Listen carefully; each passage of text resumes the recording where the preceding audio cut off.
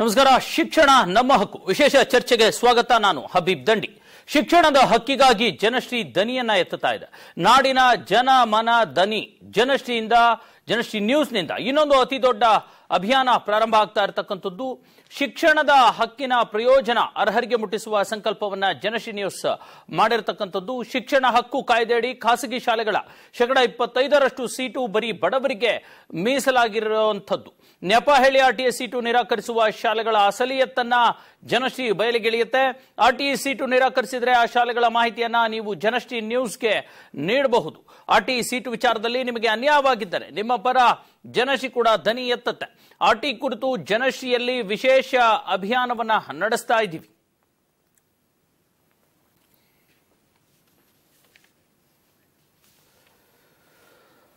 ಹಾಗಾದ್ರೆ ಬನ್ನಿ, ಆರ್ಟಿಇ ಅಂದ್ರೆ ಏನು ಎತ್ತ ಈ ಕುರಿತಂತೆ ಮಾಹಿತಿಯನ್ನ ನಾವು ನಿಮಗೆ ಕೊಡ್ತಾ ಇದ್ದೀವಿ. ಆರ್ಟಿಇ ಅಂದರೆ ಕಡ್ಡಾಯ ಶಿಕ್ಷಣ ಹಕ್ಕು ಕಾಯ್ದೆ ಅನ್ನುವಂಥದ್ದು. ಖಾಸಗಿ ಶಾಲೆಗಳಲ್ಲಿ ಆರ್ಟಿಇ ಸೀಟು ನೀಡುವುದು ಕಡ್ಡಾಯವಾಗಿರ್ತಕ್ಕಂಥದ್ದು. ರಾಜ್ಯದ ಎಲ್ಲಾ ಖಾಸಗಿ ಶಾಲೆಗಳಲ್ಲೂ 25% ಆರ್ಟಿಇ ಸೀಟ್ ಕೊಡಬೇಕು. ಆರ್ಟಿಇ ಪ್ರವೇಶಕ್ಕೆ ಅರ್ಜಿ ಸಲ್ಲಿಸಲು ಇದೇ ಮಾರ್ಚ್ 31ರಂದು ಕಡೆ ದಿನ ಆಗಿದೆ. ಈ ಬಾರಿ ಆರ್ಟಿಇ ಅರ್ಜಿ ಸಲ್ಲಿಸಲು ಮಕ್ಕಳು ಮತ್ತು ಪೋಷಕರ ಆಧಾರ್ ಲಿಂಕ್ ಕಡ್ಡಾಯ ಮಾಡಲಾಗಿದೆ. 2017-18ನೇ ಸಾಲಿನಲ್ಲಿ ರಾಜ್ಯದಲ್ಲಿ 1,36,000 ಆರ್ಟಿಇ ಒಂದು ಸೀಟ್ಗಳಿರ್ತಕ್ಕಂಥದ್ದು. ಆರ್ಟಿಇ ಅಂದರೆ ಕಡ್ಡಾಯ ಶಿಕ್ಷಣ ಹಕ್ಕು ಕಾಯ್ದೆ. ಖಾಸಗಿ ಶಾಲೆಗಳಲ್ಲಿ ಆರ್ಟಿಇ ಸೀಟು ನೀಡುವುದು ಕಡ್ಡಾಯವಾಗಿದೆ. ರಾಜ್ಯದ ಎಲ್ಲಾ ಖಾಸಗಿ ಶಾಲೆಗಳಲ್ಲೂ 25% ಆರ್ಟಿಇ ಸೀಟುಗಳನ್ನು ನೀಡಬೇಕಿದೆ. ಇದು ಸರ್ಕಾರದ ಆದೇಶ. ಈ ಬಾರಿ ಆರ್ಟಿಇ ಅರ್ಜಿ ಸಲ್ಲಿಸಲು ಮಕ್ಕಳು ಮತ್ತು ಪೋಷಕರ ಆಧಾರ್ ಕಾರ್ಡ್ ಲಿಂಕ್ ಮಾಡಿರ್ತಕ್ಕಂಥದ್ದು ಮತ್ತೊಂದು ಸೇವಾ ಸೌಲಭ್ಯವನ್ನ ಒದಗಿಸಿದೆ.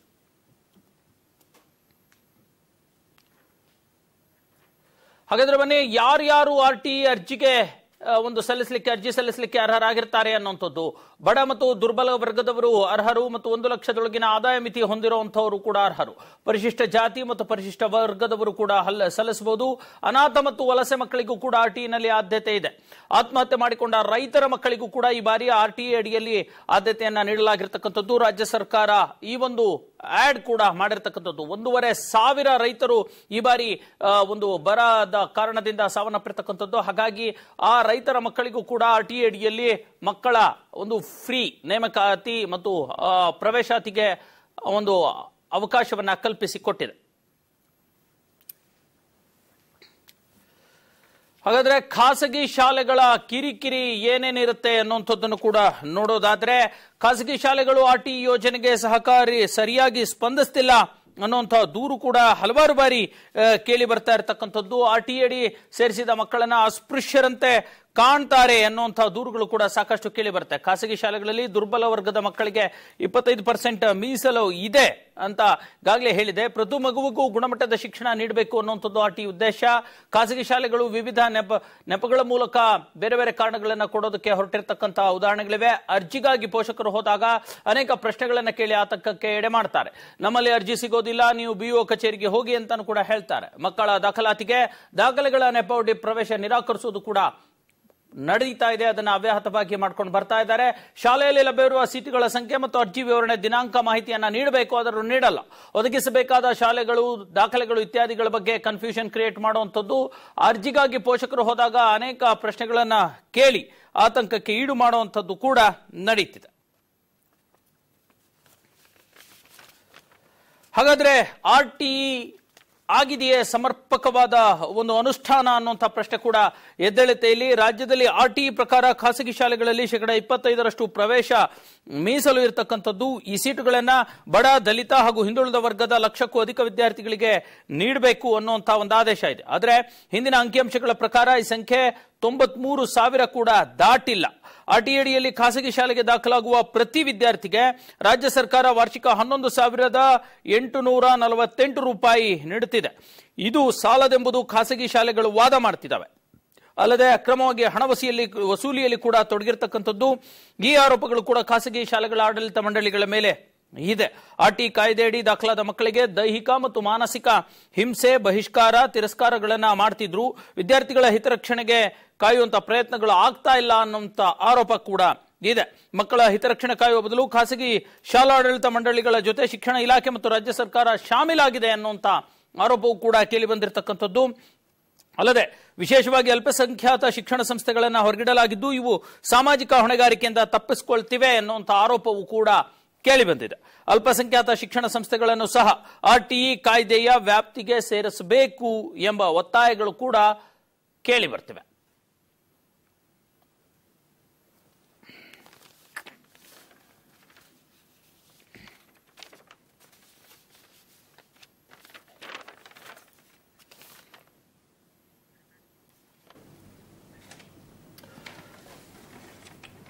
ಓಕೆ, ಇದು ಆರ್ಟಿಇ ರೈಟ್ ಟು ಎಜುಕೇಶನ್ ಅನ್ನುವಂಥ ನಮ್ಮ ಒಂದು ಯೋಜನೆ ಏನಿದೆ, ಬಹಳ ಅನುಕೂಲಕರವಾಗಿರ್ತಕ್ಕಂಥ ಯೋಜನೆ ಇದು. ರಾಜ್ಯದ ಬಡ, ದುರ್ಬಲ, ದಲಿತ, ದಮನಿತ, ಅಲ್ಪಸಂಖ್ಯಾತ ಎಲ್ಲ ಮಕ್ಕಳಿಗೂ ಕೂಡ ಸಿಗಬೇಕಾಗಿರ್ತಕ್ಕಂಥದ್ದು. ಆರ್ಥಿಕವಾಗಿ, ಸಾಮಾಜಿಕವಾಗಿ, ರಾಜಕೀಯವಾಗಿ ಎಲ್ಲ ರೀತಿಯಲ್ಲೂ ಹಿಂದುಳಿದಿರತಕ್ಕಂಥ ಮತ್ತು ತೀರ ಬಡತನದ ರೇಖೆಗಿಂತ ಕೆಳಗಡೆ ಇರುವಂತಹ ಮಕ್ಕಳಿಗೆ ಇದು ಅನುಕೂಲ ಆಗಲಿ ಅನ್ನುವಂತಹ ಒಂದು ಯೋಜನೆ. ಸಾಕಷ್ಟು ಜನರಿಗೆ ಅನುಕೂಲ ಆಗ್ತಾ ಇದೆ. ಆದರೆ ಇಲ್ಲೂ ಕೂಡ ಬೇರೆ ಬೇರೆ ರೀತಿಯ ಕಾರಣಗಳು, ನೆಪಗಳು ಮತ್ತು ಬೇರೆ ಬೇರೆ ರೀತಿಯ ಒಂದು ರೀತಿಯ ತಂತ್ರಗಳು, ಪ್ರತಿತಂತ್ರಗಳು, ಷಡ್ಯಂತ್ರಗಳು ಎಲ್ಲವೂ ಕೂಡ ನಡೀತಾ ಇರತಕ್ಕಂಥದ್ದು. ಆದ್ರೂ ಮತ್ತೆ ಮತ್ತೆ ಇದಕ್ಕೆ ಒಂದು ಬಿಸಿ ಮುಟ್ಟಿಸುವಂತ ಕೆಲಸವೂ ಕೂಡ ಆಗ್ತಾ ಇದೆ. ಬನ್ನಿ, ಹಾಗಾದ್ರೆ ಯಾಕೆ ಆರ್ಟಿಇ ಸಮರ್ಪಕವಾಗಿ ಜಾರಿ ಆಗ್ತಾ ಇಲ್ಲ, ಈಗ ಆಗ್ತಾ ಇರತಕ್ಕಂಥದ್ದು ಎಷ್ಟು, ಏನ್ ಮಾಡಬೇಕು, ಎಲ್ಲಿ ಎಡವಟ್ಟಾಗ್ತಾ ಇದೆ, ಜೊತೆಗೆ ಸರ್ಕಾರ ಮತ್ತು ನೀತಿ ಜಾರಿ ಮಾಡುವಂತಹ ಅಧಿಕಾರಿಗಳು ಏನ್ ಮಾಡಬೇಕು, ಮತ್ತು ಖಾಸಗಿ ಶಾಲೆಗಳ ಅವರ ಒಂದು ಒಪಿನಿಯನ್ ಕೂಡ ಏನಾದ್ರೂ ಇದೆಯಾ, ಅವ್ರೇನಾದ್ರೂ ಸಮಸ್ಯೆಗಳನ್ನ ಎದುರಿಸ್ತಿದಾರ? ಯಾಕಂದ್ರೆ ಕೇವಲ ಒಮ್ಮುಖ ನಿಂತ್ಕೊಂಡು ನಾವು ಧಿಕ್ಕಾರ ಧಿಕ್ಕಾರ ಧಿಕ್ಕಾರ ಅಂತಾನು ಅನ್ಬಾರ್ದು, ಅಥವಾ ಇನ್ನೊಂದು ಕಡೆ ನಿಂತ್ಕೊಂಡು ಜಯವಾಗ್ಲಿ ಜಯವಾಗ್ಲಿ ಅಂತಾನು ಕೂಡ ಹೇಳಬಾರ್ದು. ಯಾಕಂದ್ರೆ ಎರಡು ಕಡೆ ಸಮಸ್ಯೆಗಳಿರ್ತವೆ, ಎರಡು ಕಡೆನೂ ಕೂಡ ಪ್ರಯತ್ನ ಮಾಡಬೇಕಾಗಿರುತ್ತೆ. ಹಾಗಾಗಿ ಎರಡು ವಿಭಾಗದ ಅತಿಥಿಗಳನ್ನ ಸೇರಿಸಿ ನಾವು ಇವತ್ತು ಚರ್ಚೆಯನ್ನು ಮಾಡ್ತಾ ಇದ್ದೀವಿ. ನಮ್ಮೊಂದಿಗೆ 4 ಅತಿಥಿಗಳು ಇರತಕ್ಕಂಥದ್ದು. ಮೊದಲನೇದಾಗಿ ಸಾಮಾಜಿಕ ಕಾರ್ಯಕರ್ತರಾಗಿರ್ತಕ್ಕಂಥ ಸುಧಾರಾಣಿಯವರಿದ್ದಾರೆ. ಸುಧಾರಾಣಿಯವರ ಕಾರ್ಯಕ್ರಮಕ್ಕೆ ಸ್ವಾಗತ. ಮತ್ತೊಬ್ರು ಬಾಲರಾಜ್ ಅಂತ ಆರ್ಟಿಇ ಟಾಸ್ಕ್ ಫೋರ್ಸ್ ನ ಅವರು ಸದಸ್ಯರು, ಅವರು ಕೂಡ ನಮ್ಮೊಂದಿಗಿದ್ದಾರೆ. ಸರ್, ಕಾರ್ಯಕ್ರಮಕ್ಕೆ ಸ್ವಾಗತ. ಬಾಲರಾಜ್ ಅವರೇ. ಯೋಗಾನಂದ್ ಇದ್ದಾರೆ ನಮ್ಮೊಂದಿಗೆ, ಆರ್ಟಿಇ ಸ್ಟೂಡೆಂಟ್ಸ್ ಮತ್ತು ಪೇರೆಂಟ್ಸ್ ಅಸೋಸಿಯೇಷನ್ ನ ಪ್ರಧಾನ ಕಾರ್ಯದರ್ಶಿ. ಅವರು ಅವರ ಎಲ್ಲ ನೋವು ಮತ್ತು ಸಮಸ್ಯೆಗಳಿಗೆ ಸ್ಪಂದಿಸುವಂತರು. ಯೋಗಾನಂದ್, ತಮಗೂ ಕೂಡ ಕಾರ್ಯಕ್ರಮಕ್ಕೆ ಸ್ವಾಗತ. ಈಗಾಗಲೇ ನೋಡಿರ್ತೀರಾ, ಶಶಿಕುಮಾರ್ ಸಾಕಷ್ಟು ಬಾರಿ ಚರ್ಚೆಯಲ್ಲಿ ಭಾಗಿಯಾಗಿದ್ದಾರೆ. ಕರ್ನಾಟಕ ರಾಜ್ಯ ಖಾಸಗಿ ಶಾಲೆಗಳ ಒಂದು ಸಂಘಟನೆ ಏನಿದ್ದಾರೆ ಅದರ ಪ್ರಧಾನ ಕಾರ್ಯದರ್ಶಿಯಾಗಿರ್ತಕ್ಕಂಥವ್ರು. ಶಶಿಕುಮಾರ್, ತಮಗೂ ಕೂಡ ಸ್ವಾಗತ. ಓಕೆ, ಯೋಗಾನಂದ್, ಏನ್ ಹೇಳ್ತೀರಾ? ಯಾವ ತರದ ಸಮಸ್ಯೆಗಳನ್ನ ಇವತ್ತು ಎದುರಿಸ್ತಾ ಇದ್ದಾರೆ? ಯಾಕೆ ಇದು 1,25,000 ಸೀಟ್ಗಳಿದ್ರು ಕೂಡ 93,000 ಆಗ್ತಾ ಇದೆ? ಇನ್ನು ಹೆಚ್ಚು ಕಡಿಮೆ 33,000 ಸೀಟ್ಗಳು ಭರ್ತಿ ಆಗ್ತಾ ಇಲ್ಲ. ಯಾಕೆ? ಎಲ್ಲಿ ಸೋರಿ ಹೋಗ್ತಾ ಇವೆ? ಸರ್, ಈಗ ಕರ್ನಾಟಕ ರಾಜ್ಯ ಸರ್ಕಾರ ಶಿಕ್ಷಣ ಇಲಾಖೆ ಆನ್ಲೈನ್ ಮುಖಾಂತರ ಅರ್ಜಿ ಸಲ್ಲಿಕೆಗೆ ಅವಕಾಶ ಮಾಡಿಕೊಟ್ಟಿರೋದು ಇದು 3ನೇ ವರ್ಷ. ಹೌದು. ಕಳೆದ 2 ವರ್ಷಗಳು ಕೂಡ ಆನ್ಲೈನ್ ಮುಖಾಂತರನೇ ಅರ್ಜಿ ಸಲ್ಲಿಸೋ ಪದ್ಧತಿ ಜಾರಿಲಿತ್ತು. ಸೊ ಕಳೆದ ಬಾರಿ ಅರ್ಜಿ ಸಲ್ಲಿಸುವಾಗ ಏನೇನು ಪ್ರಮಾದಗಳಾದೋ, ಯಾವ ರೀತಿ ಸಮಸ್ಯೆಗಳಾಯ್ತು ಅನ್ನೋದನ್ನ ನಾವು ಸಾಕ್ಷಿ ಸಮೇತ ಇಲಾಖೆ ಮುಂದೆ ಇಟ್ಟಾಗ, ಇದನ್ನ ಮುಂದಿನ ವರ್ಷದಿಂದ ನಾವು ಪಾರದರ್ಶಕವಾಗಿ ಎಲ್ಲೂ ಕೂಡ ಸಣ್ಣ ಲೋಪದೋಷ ಆಗದಂಗೆ ಸರಿಪಡಿಸ್ತೀವಿ ಅನ್ನೋ ಭರವಸೆಯನ್ನು ಕೊಟ್ಟಿದ್ರು. ಅದರ ಪರಿಣಾಮವಾಗಿಯೇ ಈ ಬಾರಿ ಅವರು ಆಧಾರ್ ಕಾರ್ಡ್ ಅನ್ನ ಮುಖ್ಯವಾಗಿ ಮ್ಯಾಂಡೇಟರಿ ಮಾಡಿದ್ರು. ಆಧಾರ್ ಕಾರ್ಡ್ ನ ಮ್ಯಾಂಡೇಟರಿ ಮಾಡಿದಾಗ ನಾವು 2 ಆಂಗಲ್ ಅಲ್ಲಿ ಯೋಚನೆ ಮಾಡಿದ್ವಿ. ಆಧಾರ್ ಕಾರ್ಡ್ ಮ್ಯಾಂಡೇಟರಿ ಮಾಡೋದ್ರಿಂದ ಏನು ಆರ್ಟಿಇ ಕೆಳಗಡೆ ಬರೋ ಎಲಿಜಿಬಿಲಿಟಿ ಕ್ರೈಟೀರಿಯಾ ಜನಗಳಿಗೆ ಇದು ಎಷ್ಟು ಮಟ್ಟಿಗೆ ಕೈಗೆ ಸಿಗ್ಬೋದು ಒಂದು. ಎರಡನೇದು, ಆಧಾರ್ ಕಾರ್ಡ್ ಮ್ಯಾಂಡೇಟರಿ ಮಾಡೋದ್ರಿಂದ ಈ ಏನು ಅನ್ಯಾಯ ಮತ್ತೆ ಈ ಅವ್ಯವಹಾರ ಅರ್ಜಿ ಸಲ್ಲಿಕೆಯಲ್ಲಿ ನಡೆಯೋ ಮೋಸವನ್ನ ಹೇಗೆ ತಡೆಗಟ್ಟಬಹುದು ಅನ್ನೋದು ಕೂಡ ಚಿಂತನೆ ಮಾಡ್ದು. ಸೊ ಅಂತಿಮವಾಗಿ ಇವೆಲ್ಲ ಚರ್ಚೆ, ಒಂದಿನ ಸ್ಟೇಕ್ ಹೋಲ್ಡರ್ಸ್ ಮೀಟಿಂಗ್ ಕರೆದ್ರು ನಮ್ಗೆ. ಅದಾದ್ಮೇಲೆ ಅಂತಿಮವಾಗಿ ನಾವು ಕೂಡ ಈ ಆಧಾರ್ ಮ್ಯಾಂಡೇಟ್ರಿಗೆ ಒಲವನ್ನ ಕೊಟ್ಟು, ಇದು ಎಲ್ಲೂ ಕೂಡ ಯಾವ ಹಂತದಲ್ಲೂ ಕೂಡ ಒಂದು ಚೂರು ಅನ್ಯಾಯ ಆಗದ ರೀತಿನಲ್ಲಿ, ಮೋಸ ಆಗದ ರೀತಿನಲ್ಲಿ ಈ ಪ್ರೋಸೆಸ್ ನಡೀಬಹುದು ಅಂತ. ಆದ್ರೆ ಇದ್ರ ನಂತರ ನಮಗೆ ಕಂಡುಬಿಟ್ಟದ್ದೇನು ಅಂದ್ರೆ, ಬೆಂಗಳೂರು ನಗರದಲ್ಲಿ ವಾಸ ಮಾಡುವ ಲಕ್ಷಾಂತರ ಜನ ಕೂಲಿ ಕಾರ್ಮಿಕರು, ಗಾರ್ಮೆಂಟ್ಸ್ ಇಂಡಸ್ಟ್ರಿಯಲ್ಲಿ ಇರುವಂತವ್ರು, ಆಟೋ ಡ್ರೈವರ್ಸು, ವಲಸಿಗರು, ಈ 30 ಜಿಲ್ಲೆಗಳಿಂದ ಬಂದು ಇಲ್ಲಿ ಕೆಲಸ ಮಾಡುವಂತ ಜನ ಆಧಾರ್ ಕಾರ್ಡ್ ನ ಒಂದಲ್ಲ ಒಂದು ಕಾರಣಕ್ಕೋಸ್ಕರ ತಮ್ಮ ಹಳ್ಳಿಗಳಲ್ಲೇ ಉಳಿಸ್ಕೊಂಡಿದ್ದಾರೆ. ಈಗ ಆ ವರ್ಗದ ಜನ ಬೆಂಗಳೂರು ನಗರದಲ್ಲಿ ಶಾಲೆಗಳಿಗೆ ಆರ್ಟಿನಲ್ಲಿ ಅಪ್ಲೈ ಮಾಡಬೇಕು ಅಂದ್ರೆ ಮೊದಲನೇದಾಗಿ ಆಧಾರ್ ಕಾರ್ಡ್ ನ ಬೆಂಗಳೂರು ನಗರಕ್ಕೆ ವರ್ಗಾವಣೆ ಮಾಡ್ಕೋಬೇಕು. ಹೌದು. ಸೊ ಸರ್ಕಾರ ಏನ್ ಹೇಳ್ತು, ನೀವು ಬೆಂಗಳೂರು 1 ಸೆಂಟರ್ಗಳು, ಅಟಲ್ಜಿ ಜನಸ್ನೇಹಿ ಕೇಂದ್ರಗಳಲ್ಲಿ ನೀವು ಹೋಗಿ ಅಪ್ಲೈ ಮಾಡಿ ಚೇಂಜಸ್ ಮಾಡ್ಕೊಳ್ಳಿ, ನಿಮ್ಗೆ ಅಕ್ನಾಲೆಜ್ಮೆಂಟ್ ಕೊಟ್ರೆ ಸಾಕು, ನಾವು ಅಪ್ಲಿಕೇಶನ್ ತಗೊಳ್ತೀವಿ ಅಂತ. ಸೊ ಇದಾದ್ಮೇಲೆ ಜನ ಮಾರ್ಚ್ 1ನೇ ವಾರದಲ್ಲಿ ಹೋಗಿ ಅಪ್ಡೇಟ್ ಮಾಡಿಸಿದ್ದಾರೆ ನಾರ್ಮಲ್ ಆಧಾರ್ ಅಲ್ಲಿ. ಆಧಾರ್ ಸರ್ವರ್ ಇಡೀ ಇಂಡಿಯಾದಲ್ಲಿ ಒಂದೇ, ಕೋಟಿ ಜನ ಇಡೀ ಇಂಡಿಯಾದಲ್ಲೆಲ್ಲ ಒಂದೇ ಸಾಫ್ಟ್ವೇರ್ ಅಲ್ಲೇ ಸರ್ವರ್ ಅಲ್ಲೇ ಮೂವ್ ಆಗಬೇಕು. ಆಧಾರ್ ಕಾರ್ಡ್ ನ ಮಾರ್ಚ್ 1ರ ವಾರದಲ್ಲಿ ನಾರ್ಮಲ್ ಆಧಾರ್ ಕಾರ್ಡ್ ಅಲ್ಲಿ ವಿಳಾಸ ಬದಲಾವಣೆ ಆಗಿರೋದು ಮಾರ್ಚ್ ಕೊನೆ ವಾರಕ್ಕೆ ಬಂದಿದೀವಿ, ಇನ್ನೂ ಕೂಡ ಅಪ್ಡೇಟ್ ಆಗಿಲ್ಲ. ಆ ಜನ ಅಲಿತಾ ಇದ್ದಾರೆ. ಸೊ ಆಮೇಲೆ ಇವರು ಆಧಾರ್ ಕಾರ್ಡ್ ಅಲ್ಲಿ ಏನ್ ಲೊಕ್ಯಾಲಿಟಿ ಇದೆ ಅದು ಎಜುಕೇಶನ್ ಡಿಪಾರ್ಟ್ಮೆಂಟ್ ಅವ್ರು ಫೀಡ್ ಮಾಡಿರೋ ಲೊಕ್ಯಾಲಿಟಿ ಒಳಗಡೆ ಮ್ಯಾಚ್ ಆಗ್ಬೇಕು. ಅವಾಗ ಮಾತ್ರ ಅರ್ಜಿ ಮೂವ್ ಆಗುತ್ತೆ. ಹೌದು, ಅದು ಇಡೀ ಬೆಂಗಳೂರು, ಇಡೀ ರಾಜ್ಯದಲ್ಲಿ ಸುಮಾರು 90% ಎಲ್ಲೂ ಮ್ಯಾಚೇ ಆಗ್ಲಿಲ್ಲ. ಸೊ ನಾವಿದನ್ನ ಟೆಸ್ಟಿಂಗ್ ಹಂತದಲ್ಲೇ ಸಾರ್ವಜನಿಕ ಶಿಕ್ಷಣ ಇಲಾಖೆಯ ಆಯುಕ್ತರ ಗಮನಕ್ಕೆ ತಗೊಂಡ್ಬಂದು, ನೋಡಿ ಸರ್ ಟೆಸ್ಟಿಂಗ್ ಹಂತದಲ್ಲಿ ಈ ತರ ಇದೆ, ನೀವು ಇದನ್ನ ಸರಿ ಮಾಡಿ ಅಂತ ಹೇಳ್ದು. ಕೊನೆಗೆ ಅವರು ಬಿಟ್ರು. ಆಮೇಲೆ ಯಾವ ಪರಿಸ್ಥಿತಿ ಇದೆ ಅಂದ್ರೆ, ಪ್ರತಿಯೊಬ್ಬ ನಾಗರಿಕ ಮಾರ್ಚ್ 1ನೇ ತಾರೀಕು ಶುರು ಮಾಡಿದ್ದು ಅರ್ಜಿ ಹಾಕೋದಕ್ಕೆ, ಇವತ್ತು 28 ಇನ್ನೂ ಕೂಡ ಅಲಿತಾ ಇದ್ದಾನೆ. ಪ್ರತಿದಿನ ಇದೇ ಕೆಲಸ ಆಗಿದೆ. ಒಂದು ಸಮಸ್ಯೆ ಸಾಲ್ವ್ ಮಾಡಿದ್ರೆ ಮತ್ತೆ ಇನ್ನೆರಡು ಸಮಸ್ಯೆ ಉದ್ಭವಿಸ್ತಾ ಇದೆ ಈ ಪ್ರೋಸೆಸ್ ಅಲ್ಲಿ. ಸೊ ಹೀಗಾಗಿ ಅದು ಮತ್ತೆ ಇವರು ಏನ್ ಮಾಡಿದ್ರು, ಪಿನ್ ಕೋಡ್ ನ ಪೋಸ್ಟಲ್ ಡಿಪಾರ್ಟ್ಮೆಂಟ್ ಕಡೆಯಿಂದ ತಗೊಂಡ್ರು, ಲೊಕ್ಯಾಲಿಟಿನ BBMP ಕಡೆಯಿಂದ ತಗೊಂಡ್ರು. BBMP ನಲ್ಲಿ ಏನು ಲೊಕ್ಯಾಲಿಟಿ ಇದೆ, ಯಾವ್ದಾದ್ರೂ ಅಧಿಕೃತವಾಗಿ ನೋಟಿಫಿಕೇಶನ್ ಆಗಿರೋ ಏರಿಯಾಗಳು ಮಾತ್ರ ಅವರು ಅಧಿಕೃತವಾಗಿ ಸ್ಥಳಗಳು ಅಂತ ಗುರುತಿಸಿದ್ದಾರೆ. ಆದ್ರೆ ಆಧಾರ್ ಕಾರ್ಡ್ ಹೆಂಗಿದೆ ಅಂದ್ರೆ, ನೀವು ಬಾಯಿಗೆ ಬಂದಿದ್ದು ಹೇಳಿದ್ರು ಕೂಡ ಆಧಾರ್ ಕಾರ್ಡ್ ಅಲ್ಲಿ ಜಾಗ ಮಾಡ್ಕೊಡ್ತಾರೆ. ನಮ್ಗೆ ಯಾವ್ದೋ ಒಂದು ಸಂಧಿ ಗಲ್ಲಿ ಹೆಸರು ಹೇಳಿದ್ರು, ಬಟ್ ಆಧಾರ್ ಕಾರ್ಡ್ ಅಲ್ಲಿ ಇರೋ ಸಂಧಿ ಗಲ್ಲಿ ಈ ಲೊಕೇಶನ್ ಒಳಗಡೆ ಓಪನ್ ಆದ್ರೆ ಮಾತ್ರ ಅಪ್ಲಿಕೇಶನ್ ಮೂವ್ ಆಗುತ್ತೆ. ಆದ್ರೆ 90% ಈ ಸಮಸ್ಯೆ 15 ದಿನ ಪರಿಹರಿಸಲೇ ಇಲ್ಲ. ಆಮೇಲೆ ಸಾಫ್ಟ್ವೇರ್, ಒಂದು ಆಧಾರ್ ಸಾಫ್ಟ್ವೇರು ಹೆಬ್ಬಾಳದಲ್ಲಿ ದೊಡ್ಡದಾಗಿ ಒಡೆದೋಗ್ಬಿಟ್ಟು ಕೆಲಸ ಮಾಡ್ಲಿಲ್ಲ. ಅವ್ರು ಟೆಸ್ಟಿಂಗ್ ಹಂತದಲ್ಲೇ ನಾವು ನೋಡಿದ್ರು ಇದು ಪ್ರಾಬ್ಲಮ್ ಆಗ್ತಾ ಇದೆ ಇಂದಾಗ. ಕೊನೆಗೆ ಅವ್ರೇನ್ ಮಾಡಿದ್ರು, ಹರಿಯಾಣದಿಂದ ಇನ್ನೊಂದು ಸಾಫ್ಟ್ವೇರ್ ನ ಅಡಾಪ್ಟ್ ಮಾಡ್ಕೊಳ್ತೀವಿ ಅಂತ ಹೇಳಿದ್ರು. ಸೊ ಕೊನೆಗೆ ಇದು ಹೆಂಗಿದೆ ಅಂತಂದ್ರೆ, ಪ್ರತಿನಿತ್ಯ ಒಂದಲ್ಲ ಒಂದು ಸಮಸ್ಯೆಗಳು ತಲೆದೂರ್ತಾನೆ ಇದಾವೆ.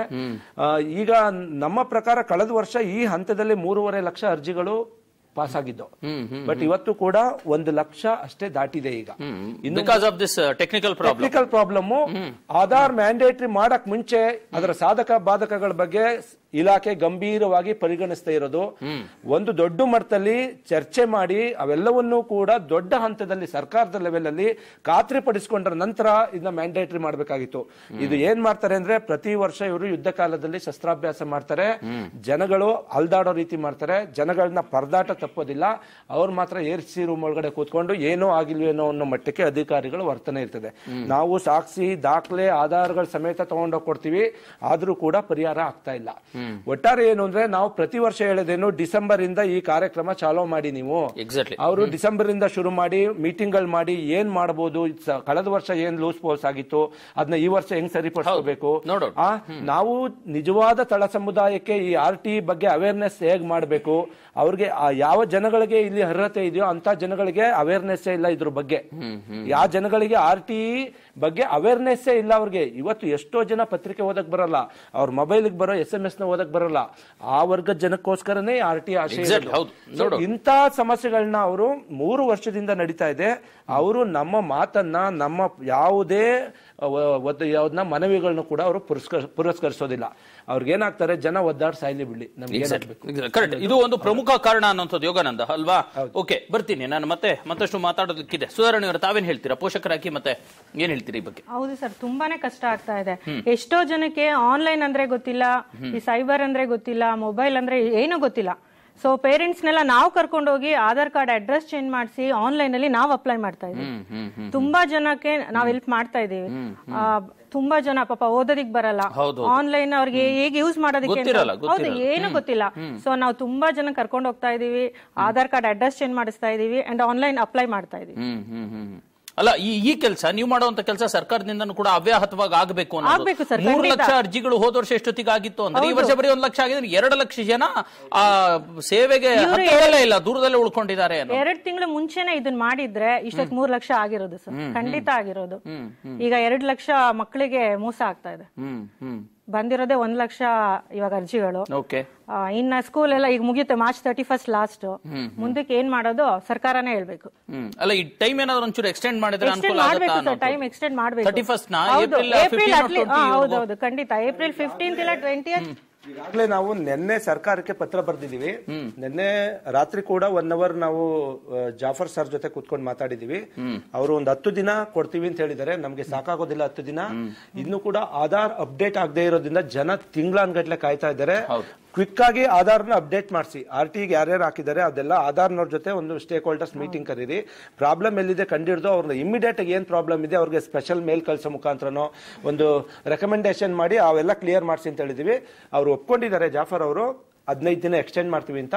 ಬಹುಶಃ ಏಪ್ರಿಲ್ 15 ಕೂಡ ಇದು ಮುಂದುವರಿಬಹುದು. ಪೋಷಕರು ಯಾವುದೇ ಕಾರಣಕ್ಕೂ ಆತಂಕ ಗೊಂದಲಕ್ಕೆ ಒಳಗಾಗೋದು ಬೇಡ. ಖಂಡಿತ ಸರ್ಕಾರ ಡೇಟ್ ಅನ್ನು ಎಕ್ಸ್ಟೆಂಡ್ ಮಾಡ್ತದೆ. ಓಕೆ ಎಕ್ಸ್ಟೆಂಡ್ ಮಾಡಬೇಕಾಗಿರ್ತಕ್ಕಂಥ ಒಂದು ಅವಶ್ಯಕತೆ ಕೂಡ ಇದೆ ಅನ್ನೋಂಥ ಮಾತನ್ನ ಹೇಳ್ತಾ ಇದ್ದಾರೆ. ಒಂದು ಪುಟ್ಟ ಬ್ರೇಕ್ ತೆಗೆದುಕೊಳ್ಳೋಣ. ಯಾಕಂದ್ರೆ ಖಾಸಗಿ ಶಾಲೆಗಳು ಕೂಡ ಇರತಕ್ಕಂಥದ್ದು 25% ಒಂದು ಪ್ರತಿ ಶಾಲೆಯಲ್ಲೂ ಕೂಡ ಅಷ್ಟರ ಮಟ್ಟಿಗೆ ಅವ್ರ RT ಅಡಿಯಲ್ಲಿ ಸ್ಟೂಡೆಂಟ್ಸ್ಗಳಿಗೆ ಸೇರಿಸ್ಕೋಬೇಕು ಅನ್ನೋಂಥದ್ದು ಕಾನೂನು ಹೇಳುತ್ತೆ. ಇದು ನಡೀತಾ ಇದೆಯಾ? ಖಾಸಗಿ ಶಾಲೆಗಳು ಇದಕ್ಕೆ ಆದ್ಯತೆಯನ್ನು ಕೊಡ್ತಿದ್ದಾರೆ, ಇದನ್ನು ಪಾಲಿಸ್ತಿದ್ದಾರೆ? ಕೇಳೋಣ ಪುಟ್ಟ ಬ್ರೇಕ್ನ ಬಳಿಕ.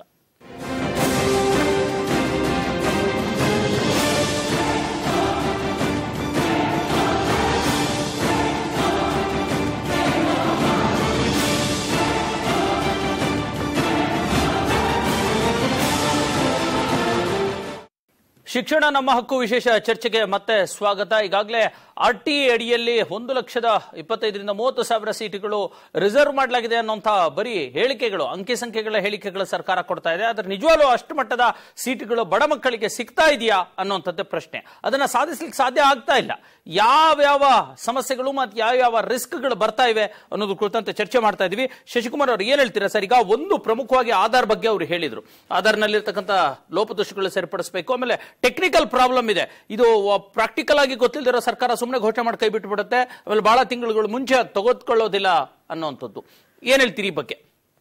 ಒಟ್ಟಾರೆ RT ತಗೊಂಡಾಗ ನೀವೊಂದು ಅಂಕಿಅಂಶ ಹೇಳಿದ್ರಿ, 90 ಚಿಲ್ಲರೆ 3.5 ಲಕ್ಷ ಮಕ್ಕಳಿಗೆ ಇದುವರೆಗೂ ಖಾಸಗಿ ಅನುದಾನ ರಹಿತ ಶಾಲೆಗಳಲ್ಲಿ ಬಹುತೇಕ 100% ರಾಜ್ಯ ಪಠ್ಯಕ್ರಮದಲ್ಲಿ ಸೀಟ್ಗಳನ್ನ ಕೊಟ್ಟಿರೋದಕ್ಕೆ ಇವತ್ತು RT ಭರ್ತಿಯಾಗಿರ್ತಕ್ಕಂಥದ್ದು.